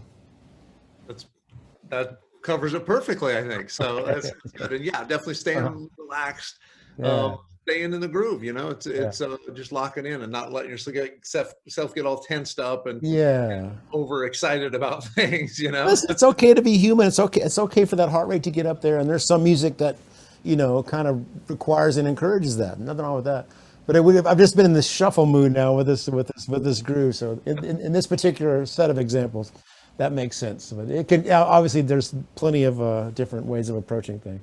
awesome. So another question Yeah. is there any specific place that you think silence is the way to go with rhythm Oh, guitar? I mean, where do you God. want, where do you drop that in? I'm How trying do to you stay out drop of expletives, but yes is the screaming answer to that. There's been plenty of times on stage where the best thing for me to do was to not play at all. You know, and that again, it's yeah, because especially, man, if the band's really dynamic and the soloist is getting into something, man, if you don't need to play, don't. You know, appreciate the beauty of not playing and realizing, man, I'm not really needed right now. That's okay. I'll have my moment at another time. But oh man, absolutely. And it's very commonly the best thing that you can do. Then as things build, maybe you might want to add a little bit, but it's not always necessary, right? And it just might depend on the band and the soloist that's playing, who you're backing up. Oh man, absolutely. I'm sure there's plenty of YouTube videos out there where I'm not playing anything, and that, you know, in that context, hopefully that was the right thing. But yes, great question, and very good awareness to know that just because we're holding the instrument doesn't mean it need to be on and always active. And it's hard, that's a hard thing to do because I mean, you know, still, you know, especially in my youth, you just every moment you wanted to be playing, you wanted to be adding to what's happening, right? That's just natural inclination, I think. But again, with time and maturity and experience, you tend to realize, oh yeah, just let this go, let the silence, yeah. Cool. Yeah. That's good. So let's do. We've got one more question about. Sure. We've been talking a lot about rhythms, playing chords, playing a lot of different chords. Yep.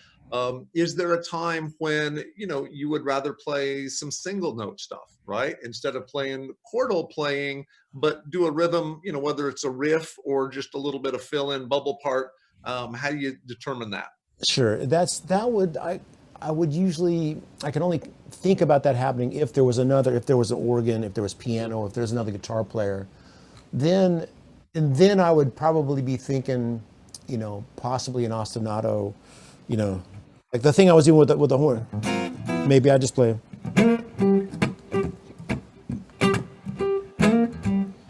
Get that kind of thing.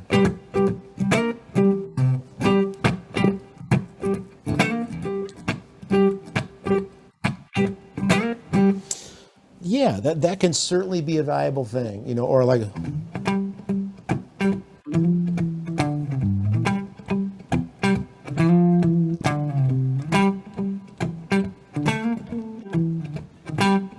Yeah, I mean, it would be rare that I would do that for accompaniment, but again, if it's an ensemble thing and things are building, maybe there's not a horn section, but there's that organ, that kind of thing could be a nice spice to add to. Again, because if there's another chordal instrument, all that information isn't necessary. I'm sure that the organ is covering it in a nice way. And that's when that kind of single note thing, or like I was supporting with octaves earlier.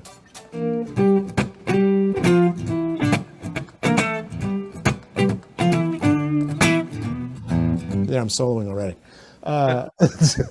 But yeah, but that can be useful. But if I'm the only guy backing up another singer or another instrumentalist, it'd be less likely for that to be the case. But sometimes you'll have that, you might interject a. But I'd probably be doing dyads or at least. But yeah, Awesome. Great question though. That could be a spice. Yeah. Nice to have them in the spice rack, Awesome. Well, thanks, man. I know we're going to wrap this up. We could, Okay. as I said to Jeff, we could talk all night and we could just Yeah, do man, this all well, night. And it would be much more fun if we could do a little jamming. But Yeah. you have done a great job breaking all these down, giving us Awesome.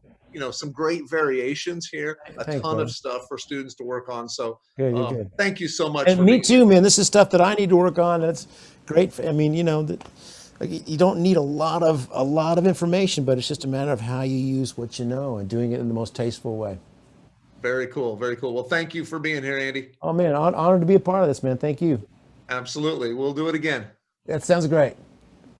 All right, man. Thanks, Awesome. Jeff. Well, that was, of course, the amazing Andy Timmons, and check out all of his courses at TrueFire. You will find the link to all of that stuff here, as well as the download for pre-order for all of this stuff. So we're going to put all of this camp together into a course download. We're going to break it all up. We'll have all the questions in there. You'll be able to basically buy the whole course, and we're going to tab out all of these other parts, probably provide some chord diagrams for a lot of those cool chords that Andy was playing there, and just show you some different stuff there. So we'll have all of that stuff, all that information, and you can get it right now. If you click the pre-order download link below the chat, you will see that you can get it now for, I believe, 50% off. So a deep, deep discount for anyone who's here. And if you're here, that means you RSVP'd. So this, unlike some of our other lives that were open to everybody, this you had to RSVP. So all you folks that are tuning into this, thank you so much. It means you're special because you're here with us tonight. So this is TrueFire's rhythm blues camp. And obviously we're going to be doing a soloing camp, jazz blues camp as well. I am Jeff Sheets. I'm the Director of Education here at TrueFire. Love to hear what you guys think about all of these camps. Hear anything that you would like to see us do, what you would like to see us cover subjects. But I really think this deep dive into certain topics is a really cool way to go. At me as a student, I love to be able to just sit here and watch different players talk about how they approach a similar subject, talking about rhythm, right? So it gives you some great insight there to sort of dive into the rhythm world. So up next, we have another amazing TrueFire artist coming your way. Corey Congilio has, of course, many TrueFire courses out. He's done some great courses on Texas blues. His 50 blues rhythms, you must know, is a constant, always on the top of our bestsellers list. He plays a lot of different things. He brings a lot of stuff to the table, including acoustic chops, country chops. So he sort of combines all that in his playing, and we're excited to have him here with us tonight. So let's get right to it, because he's our next artist up on the block. It's Corey Congilio. Corey, what's up, buddy? Hey, Jeff. How you doing? I'm doing great, man. Okay? Hopefully you're doing well here. We got a little echo weirdness happening. That's okay. Hold on a second. I might know why. Hang on. There's always one button that, we got to push and make things work. How about now? Any better? Sounds great. Sounds great and looks great, man. Cool. It's working for you? Yeah, as long as you guys are okay. We're great. It sounds good. So Okay. Cool, man. We're going to dig into some rhythm stuff, and you're such a great rhythm player, and you're a great lead player too. But you're another one of those guys that understands and gets it that rhythm is pretty crucial, right? Rhythm is pretty important to everything that we're doing, and we're going to take a look from you at a couple of just a couple of the funky things you do, because you basically incorporate a lot of cool funky grooves into your blues rhythm, and the lessons that students got ahead of time or can check out in the playlist are a couple of funk rhythms, but Right. they're still blues, right? Sure. Oh, yeah. Absolutely. So let's look at the first one. Let's go ahead and get into how you approach, just a little overview here of how you approach kind of playing more of a funky blues style. Well, the course that we're pulling from, was a sort of, it was a way to cascade chords on top of one another, where a lot of courses will teach you some things in different keys and have you sort of jumping around.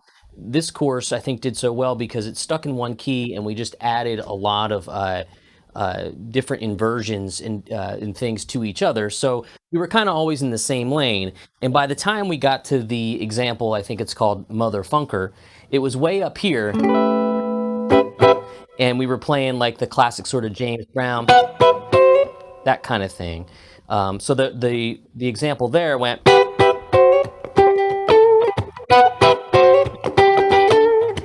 that kind of thing. And then what I did was I added some other inversions like that, and that sort of stuff was happening as well. So what I did was with these variations we'll take was how can I take some of those same ideas and put them in different spots on the guitar and also just draw inspiration from it as well. So that's where we're at. And another thing was a lot of folks will ask me about playing. I saw you ask Andy about single line stuff, and it's not always appropriate, like he's talking about. But there are times when it is fun, particularly if you're the only guitar player and you want to set up some kind of, that's a tune right there.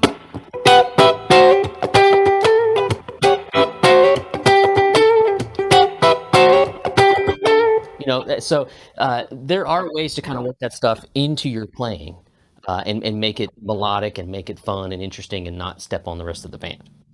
Very cool. Very cool. Well, yeah. I know you've prepared a couple variations. I'm going to show us a couple cool variations on this. For everyone watching this, everybody tuned in, be sure and put any questions you have for Corey about these examples or these variations that he's going to show us. Put those in the chat, and Corey will dig into some questions. So we're going to talk a little bit about, Corey, talk a little bit about this first variation, kind of what it is, set it up, and then we'll roll the performance. So what I always like to do whenever I learn something, I try to put it in as many new places as I can. So that riff right there, it plays off of that 13 to 9, A9 sort of sound. So right away what I did was I was like, let me take it all the way down the guitar. And I went for more of a, here's your 6th sound, your 13 sound, but I took it almost more of a A6 sound. Instead of going that, I went.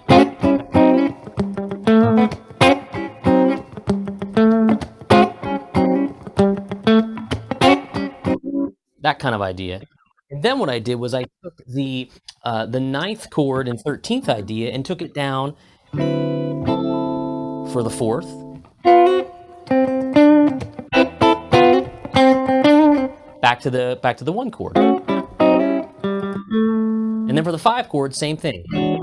So we're getting a lot of mileage out of one riff, basically. And that's how I like to teach, and more importantly, how I like to learn personally. So that's what you'll hear in the first one. As long as it is the first one, I think it's number 1.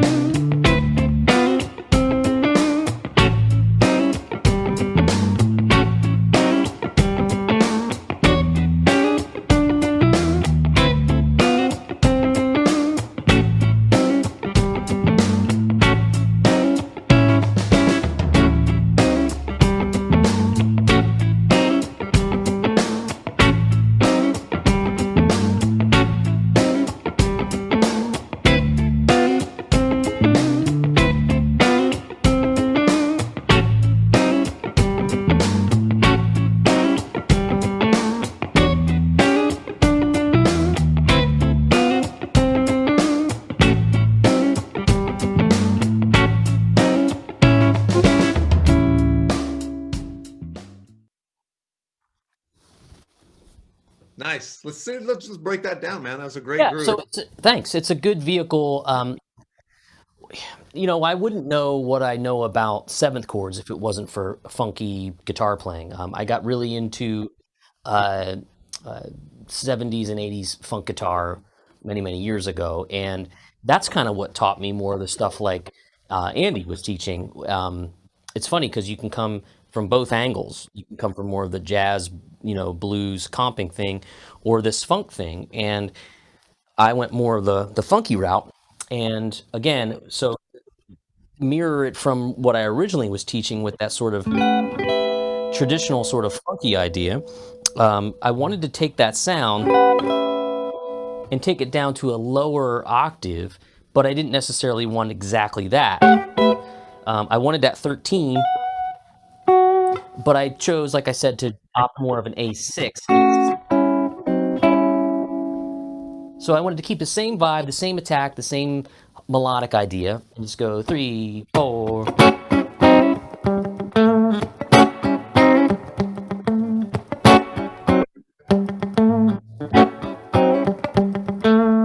So that's all was happening on the one chord. Then what I said before we jumped into the example was that when I learn something, I say, okay, how many ways can I flip it around and learn it? Because a lot of students, I think, that are probably watching this think, well, I got to play it just like what's in the course, and that's the only way I can do it. No, I immediately take something and start to apply it in different ways all the time. Different keys. One of the things I always do is what I learn for a 1-4-5, I take it into a different key, but maybe to where I'm only learning one new chord.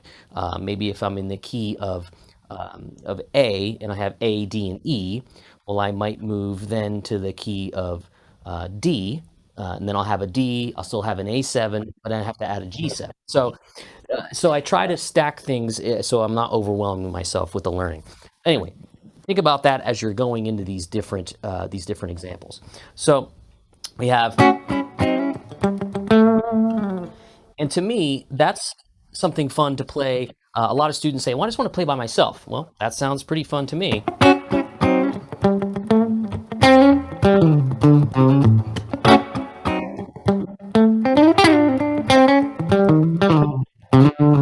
You know, you can do all that kind of stuff and have a nice little rhythmic backdrop for yourself to play against, you know. So when we go to the 4 chord, I'm taking the exact thing I played up here for that groove called Mother Funker, and I put it down here on the 4 chord.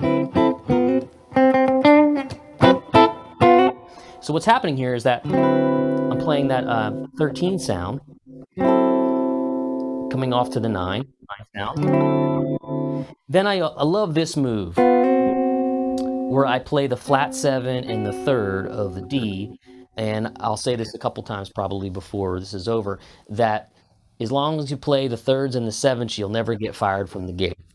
Because I struggled through many a jazz gigs not knowing fancy chords, but I knew 3rds and 7ths, so that helped. So that move gets me right into a D7 sound, and it's a quintessential kind of funk guitar move as well, but it works for blues playing.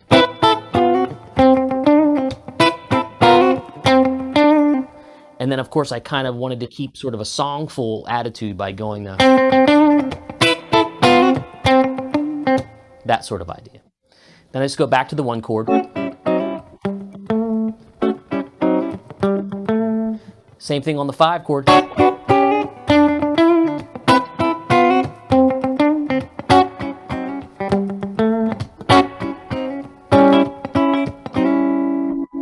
And that's kind of it. I think it has this sort of like R&B meters feel, which we're going to sort of do more in the other examples.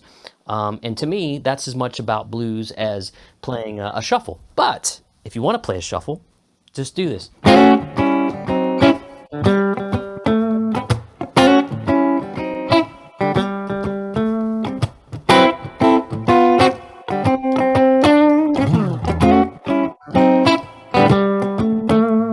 You know, that kind of idea. And you'll, as long as you attach a shuffle rhythm to the same idea, now you have a 2-for-1. There you go. Good. 2-for-1, no extra charge for that. That's right. Yeah. Perfect. Awesome. So, hey, we got a question here. I'm going to do a couple questions. The student says it's silly o'clock in Ireland, and I'm too old to be up so late. But could you show and talk a little bit about this on pushing the beat versus laying back on the beat on something like this? How do you approach that? How do you look at that, and how do you choose how to tackle that? The band and the song really dictates it a lot for me. So you have to listen to the bass and the drums and everybody else that's kind of playing along. And you want to listen to parts of the ensemble. For instance, we have a thing coming up where a lot of TrueFire artists are playing with playing against a track, and you guys are gonna all put it together. I don't want to spill the beans, but it's gonna be super fun. And when I listened to that, I listened to the drummer, and I wanted to really lock into his hi-hat, and that was really important. So when I was tracking, because when you're playing to tracks without anybody live, you really have to say, okay, I got to figure out the framework here. What's going on? And I lock into that hi-hat, and I try to listen to the snare drum and the bass player, because I want to fall just behind those a little bit if I can. If it's a funky groove like that. If it's something that's maybe on top,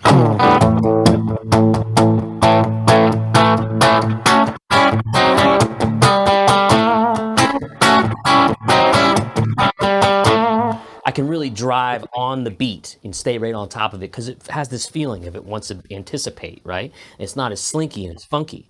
And what I was playing originally was sort of this in-between straight and swung feel. The rock thing I just did right there was really straight on the beat. The original example was kind of an in-between swung and straight, but you could make it even more swingy and kind of have that swung 16th, but that kind of thing happen. So you have to listen to what the drummer is usually dictating it by the hi-hat. That's the first thing. When I even play a live show, I ask for hi-hat in my monitor, because the drummer's probably over there, and I get it in my ears, because he's my timekeeper, and I need to stay on the groove with him as well. So that will help you dictate where to push or pull your beats. Yeah, takes a lot of practice. Cool. Yeah, very cool. All right, well, let's do another variation. We got another variation. Let's set that up and tell us what you're going to be doing here. So this is inspired by the groove that we played earlier, but not really anywhere near it. Because I just wanted to throw in, if I was playing that kind of thing, what else would I play with it? Well, maybe I would play something that's almost very Motown, R&B, stacks.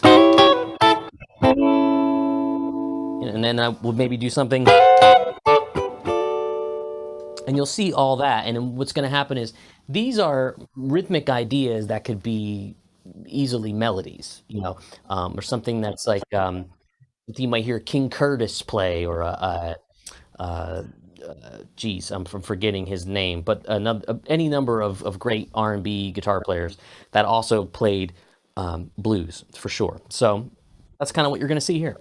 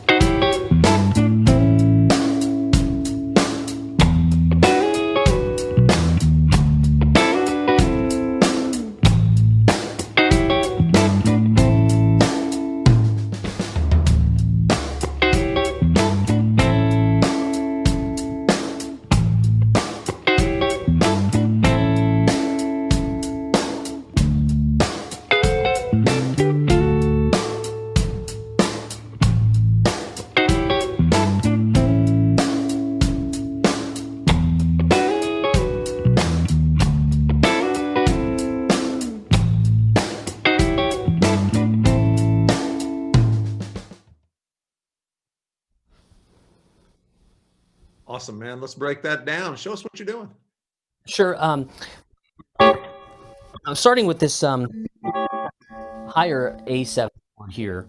And the way I always like to show this is, if you've played acoustic guitar and you played that chord right there, which is like a D7, your root note would be this open fourth string, but of course it'd be like that. So we want to move it all the way up. So you have an A, E, G, and C sharp. That makes up your little A7 chord. And we want to kind of make our way down to more of that major third sound, which is just a triad there. And we can do this chord in between. It sounds like Albert King, Killing Floor. That kind of thing. And you could think of that as like a D6. So that's a fun idea. But it's a great little passing idea. So so it's 1, 2. And notice where I put that. So it's 1, 2, 3, 4, 1, 2. So I give it some time. I let the song breathe a little bit and have that little little stab, little melodic rhythm part come in and really sort of paint a new picture, really. So again, 3, 4, 1, 2, 2, 3, 4, 1, 2. Now I'm going to take it to the 4 chord, and the antithesis of what I would normally do with a lot of blues playing is that you want to stay sort of close to home, and Andy did such a great job of all of that sort of tight harmony with those changes, and that's something I really love. But for this example, since it's like funky, it falls right in line just to do it up an entire, up to the 4th, and it just works. So we're going to take it and make it D7, which should be right there.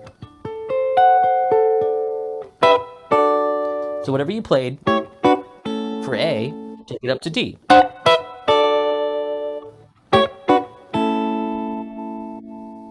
Then the turnaround, we're basically going to kind of do like what a lot of us probably do in a slow blues. Or we're doing that sort of 6 to 9. And I just thought that fit stylistically what I was trying to achieve. So if E is our 5, E7, or E9, a common move, we know if you played today on my live show, I taught Stormy Monday, and people will do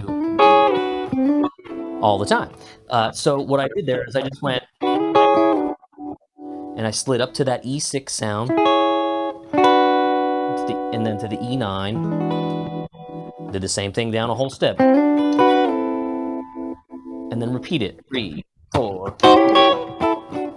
Back to the 1 chord is what I mean, not repeat it. So yeah, and what's cool, that something I'm going to add in the next example, is that I have a little looper set up here. So let's say you want to use that as maybe a rhythm, as a soloing context.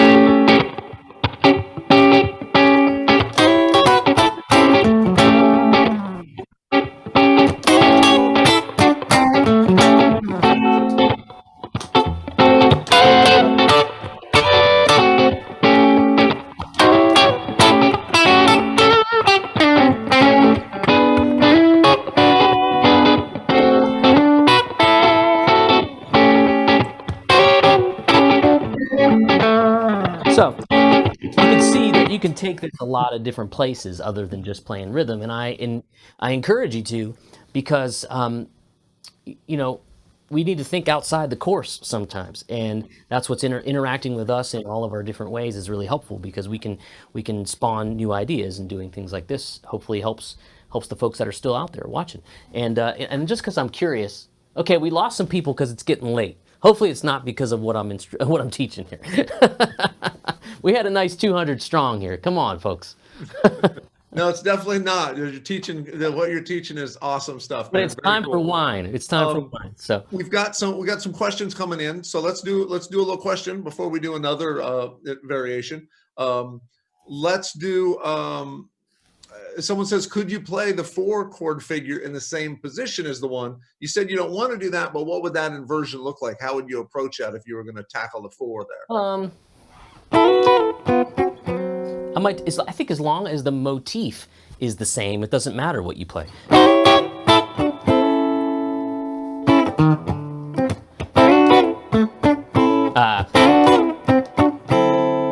long as the vibe and the rhythm is the same.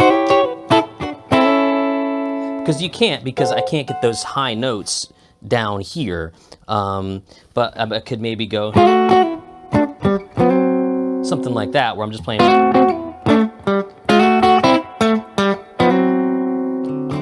Something like that. But to me, stylistically, it wasn't at all what I was going for. And this kind of part would be made to stand on its own.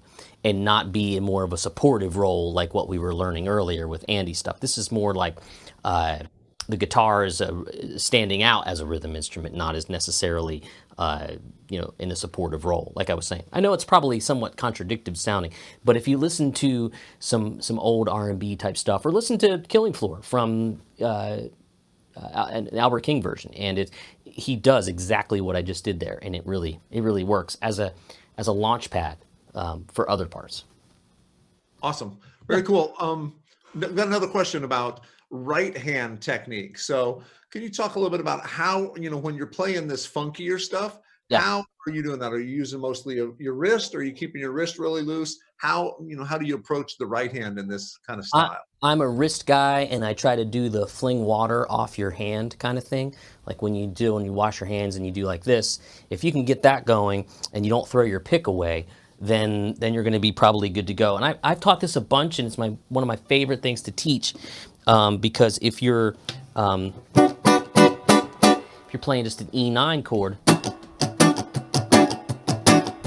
and you're doing that kind of thing,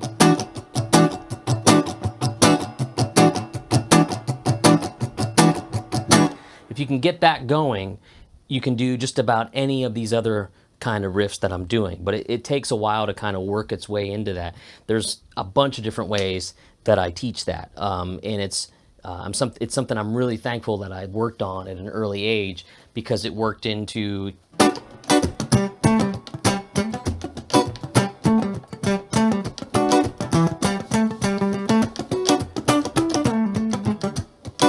single line playing as well. So a lot of it has to do with your right hand, but then muting where you need to as well. So the notes that you don't play are just as important as the ones you do.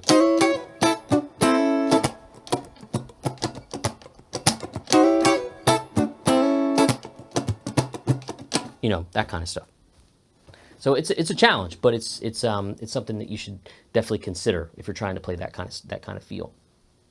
Yeah, you've got such a nice flow to that, which keeps you in the groove all the time, and it always sounds like you're right there in the pocket. And it's certainly what you're doing with left hand is important, but it's that right hand, and I think sometimes players overlook that. They're worried about what fret do I put my fingers on, but it's like if you don't have that right hand going with that groove, it's not going to be very groovy. No, you're 100% right, man. Totally. Awesome. And so let's do another variation. Let's do let's do another one. Okay, so in this one, what you're going to see is I'm going to go back to the original idea, which is that. Because, again, when I teach and learn, because I think they're the same thing, I learn and teach, they're parallels. So somebody's going to say, is there a way that I can work single lines into this kind of thing?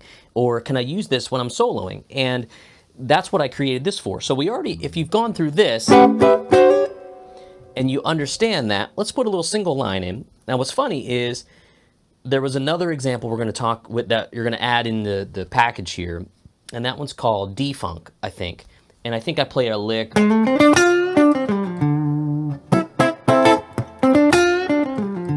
Well, I took that lick and I put it in A minor pentatonic,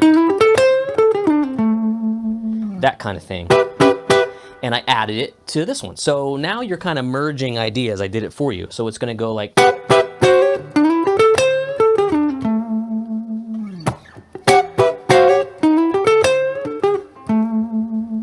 Then it's going to go to a 4-chord. Little riff, little call and response back to the 1, and then the 5, and so on and so on. You'll see it when it rolls. So let's do it.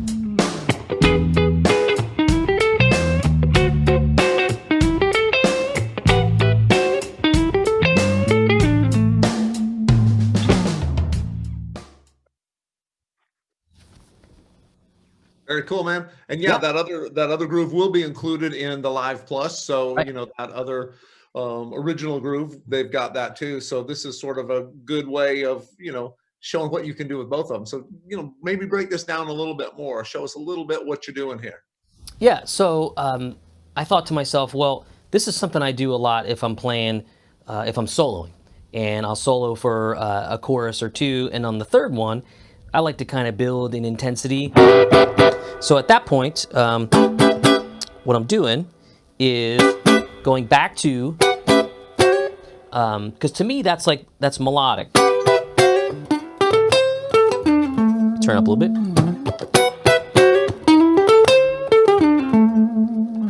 And what I'm doing there is, this is like pentatonic number 4, A minor.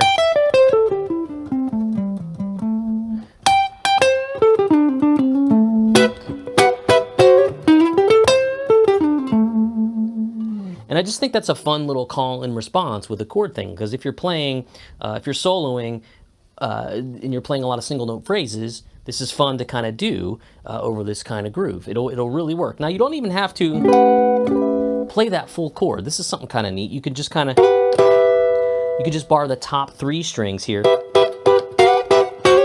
and it'll still get the same point across.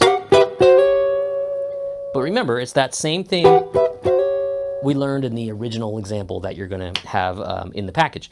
So, then again,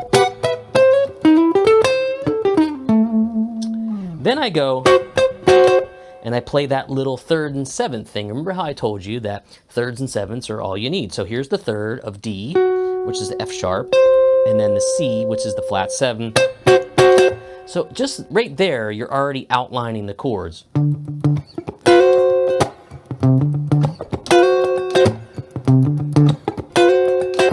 That's all you need to really make your point. So, then what I do here,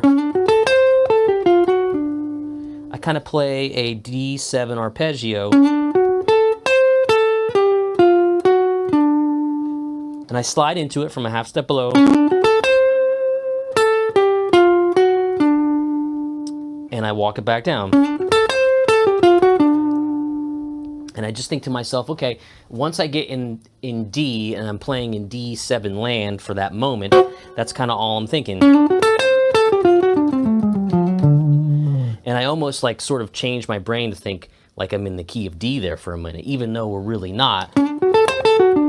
I just kind of play around those chord tones so strongly that it forces you to think, oh, this is D. You know, here we are. But that arpeggio is my target point the whole time. And I like to slide into arpeggios.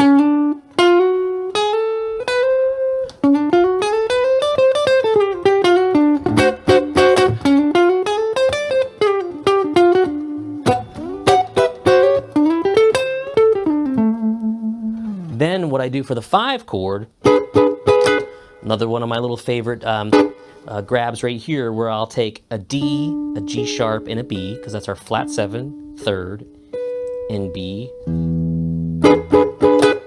I play that, and I play the same riff that I started with.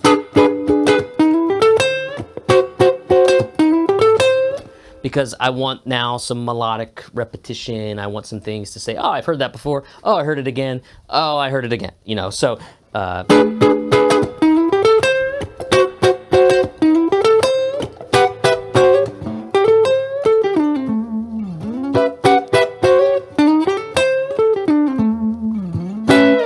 so it's just fun stuff to kind of put into your lead playing, because maybe you're playing like turn up a little bit.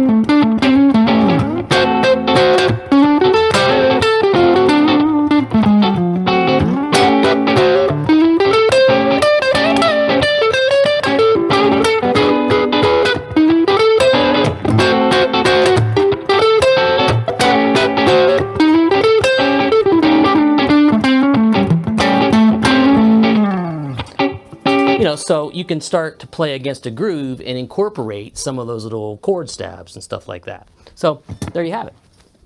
Very cool. Very cool. So let's do a couple questions. You ready for a couple questions? Fire away. Here's a question that says, how thin should your pick be to play funky stuff like that? Oh, man, that's the best question ever. It's almost like a plant. I switched over to a heavy one, but normally if I'm playing that kind of stuff, I will go with a medium sort of pick. Let me turn this down a little bit and get more of that funky tone.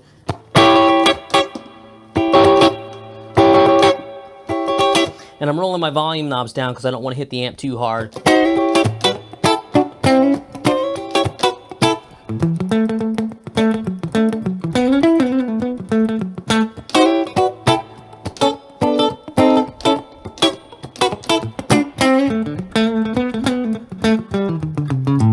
Because I want that ba-doom, ba-doom, ba-doom, ba-doom sound.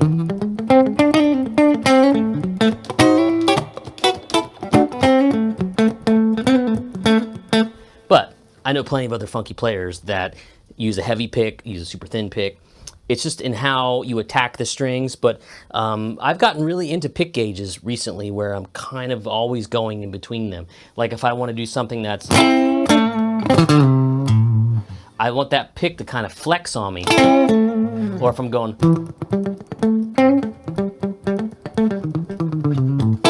I don't want a really stiff pick. I like to hear the pick kind of flex and make a little percussive sound. Nerdy stuff, but it's worth it. You know what's the thickness of that pick? Is it a specific millimeter that you're playing with? I don't know. It's like a Fender medium kind of a thing. Just Fender medium. Yeah, and I go between medium heavy and extra heavy all the time. I play around constantly with picks. Awesome. And guitars. I just want to throw them all away. And pedals and amps. I mean, Yeah. you really, whatever it takes, right? Yeah, to convince myself. I think now I'm going the opposite way where I want to actually get rid of stuff and see if I can just make it work with one guitar or two guitars. You know, I'm sure you can, man. Let's do a couple more questions. You're talking about, here's someone asking, does funky and dirty go together? You know, do you ever take your funky stuff and kind of grease it up a little bit? Yeah, I mean a number of different ways. You know, with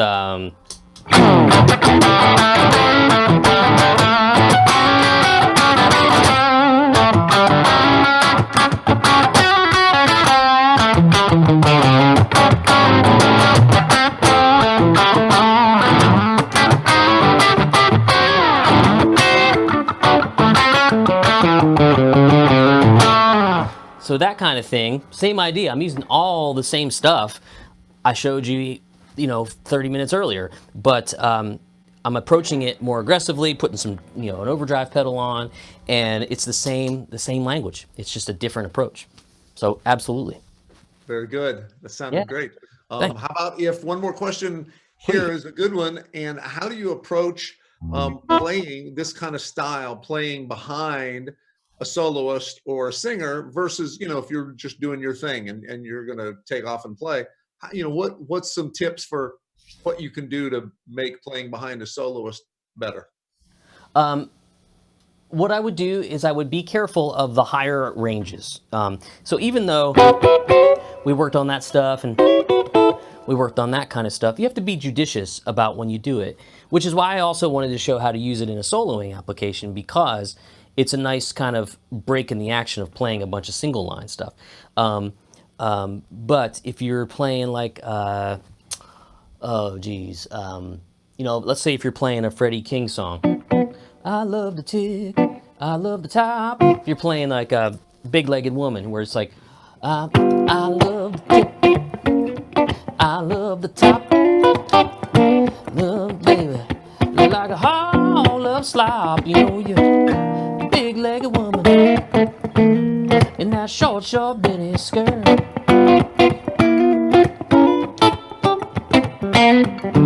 Promise me, darling, you never make me feel like dirt. So you can make it work. You just have to kind of listen to the song, listen to the band, and the vocal's always the king or the queen. So you really try to support that as much as possible. But those little stabs, just like how Andy was playing in a shuffle, bam, finding his spots. The same thing goes for a funky groove. It's just this different feel and a slightly different mindset. But the vocal's always the most important thing. So play around it. Very good.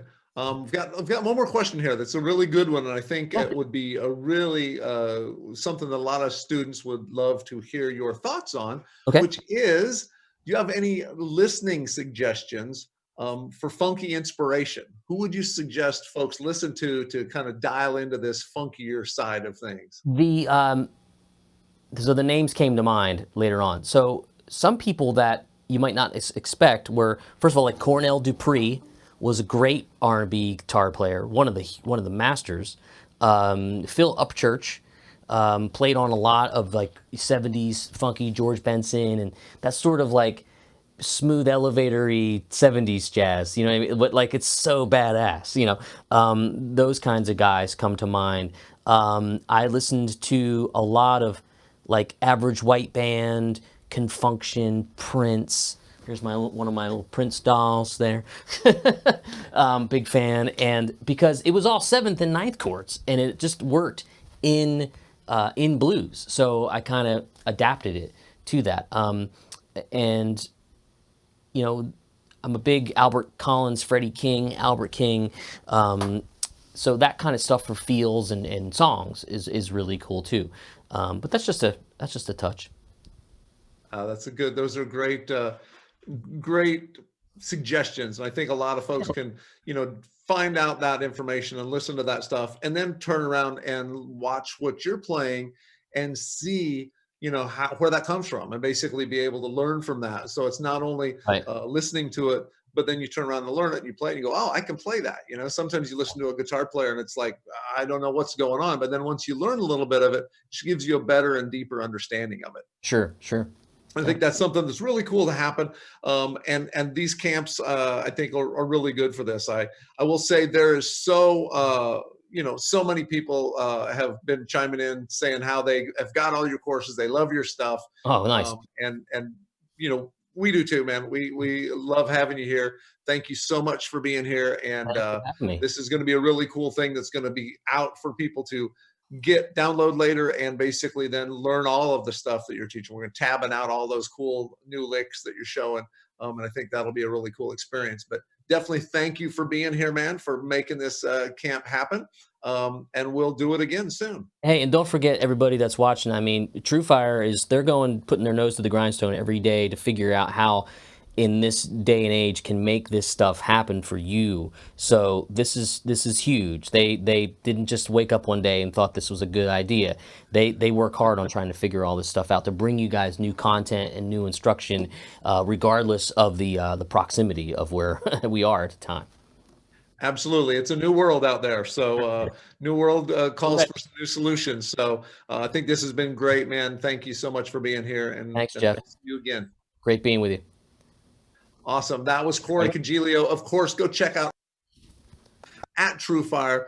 He's got a ton of wonderful courses there. So look, if you have dug this, if you dig all of this material you've seen tonight, everything in the camp from Jeff McErlain, Andy Timmons, Corey Congilio, we're going to put all of this together into a course. And because you are here watching, you have the opportunity to buy the pre-order now for a huge discount. So go get the pre-order. We're tabbing out all of the examples, all of the things that they played, all of the variations.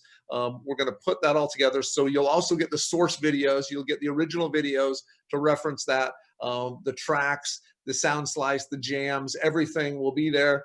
And then also all of the new stuff and all of the live questions that they answered in little bits and pieces. Some really great insights tonight, I thought. Didn't you guys think that was good? I thought there was some really good insights there.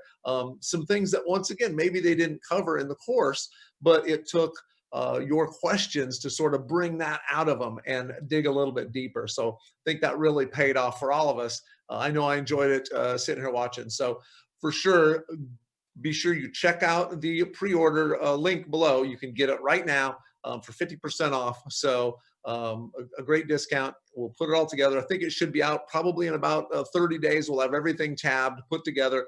You'll be able to download it, play in your TrueFire player. Real treat having all these guys here. And we love supporting them. As Corey mentioned, this is a new version for us to do some new cool things. So, new problems sometimes open up new opportunities. So appreciate all of you TrueFire students being here and watching this. And we will hopefully be doing lots of these. If you have anything you would like to see, check it out. Up next is going to be our blues soloing camp with Matt Schofield, Kid Anderson, and Josh Smith. So that will be really awesome. At the end of the month, we're going to have a jazz blues camp with Tim Lurch, Frank Vignola, and David Hamburger. So doing some jazz blues stuff. So this is the Summertime Blues Month. Make sure you check out all the cool things happening at TrueFire for Summertime Blues. And we will see you on the next camp. I am Jeff Sheets, and thank you for watching TrueFire's Rhythm Blues Camp.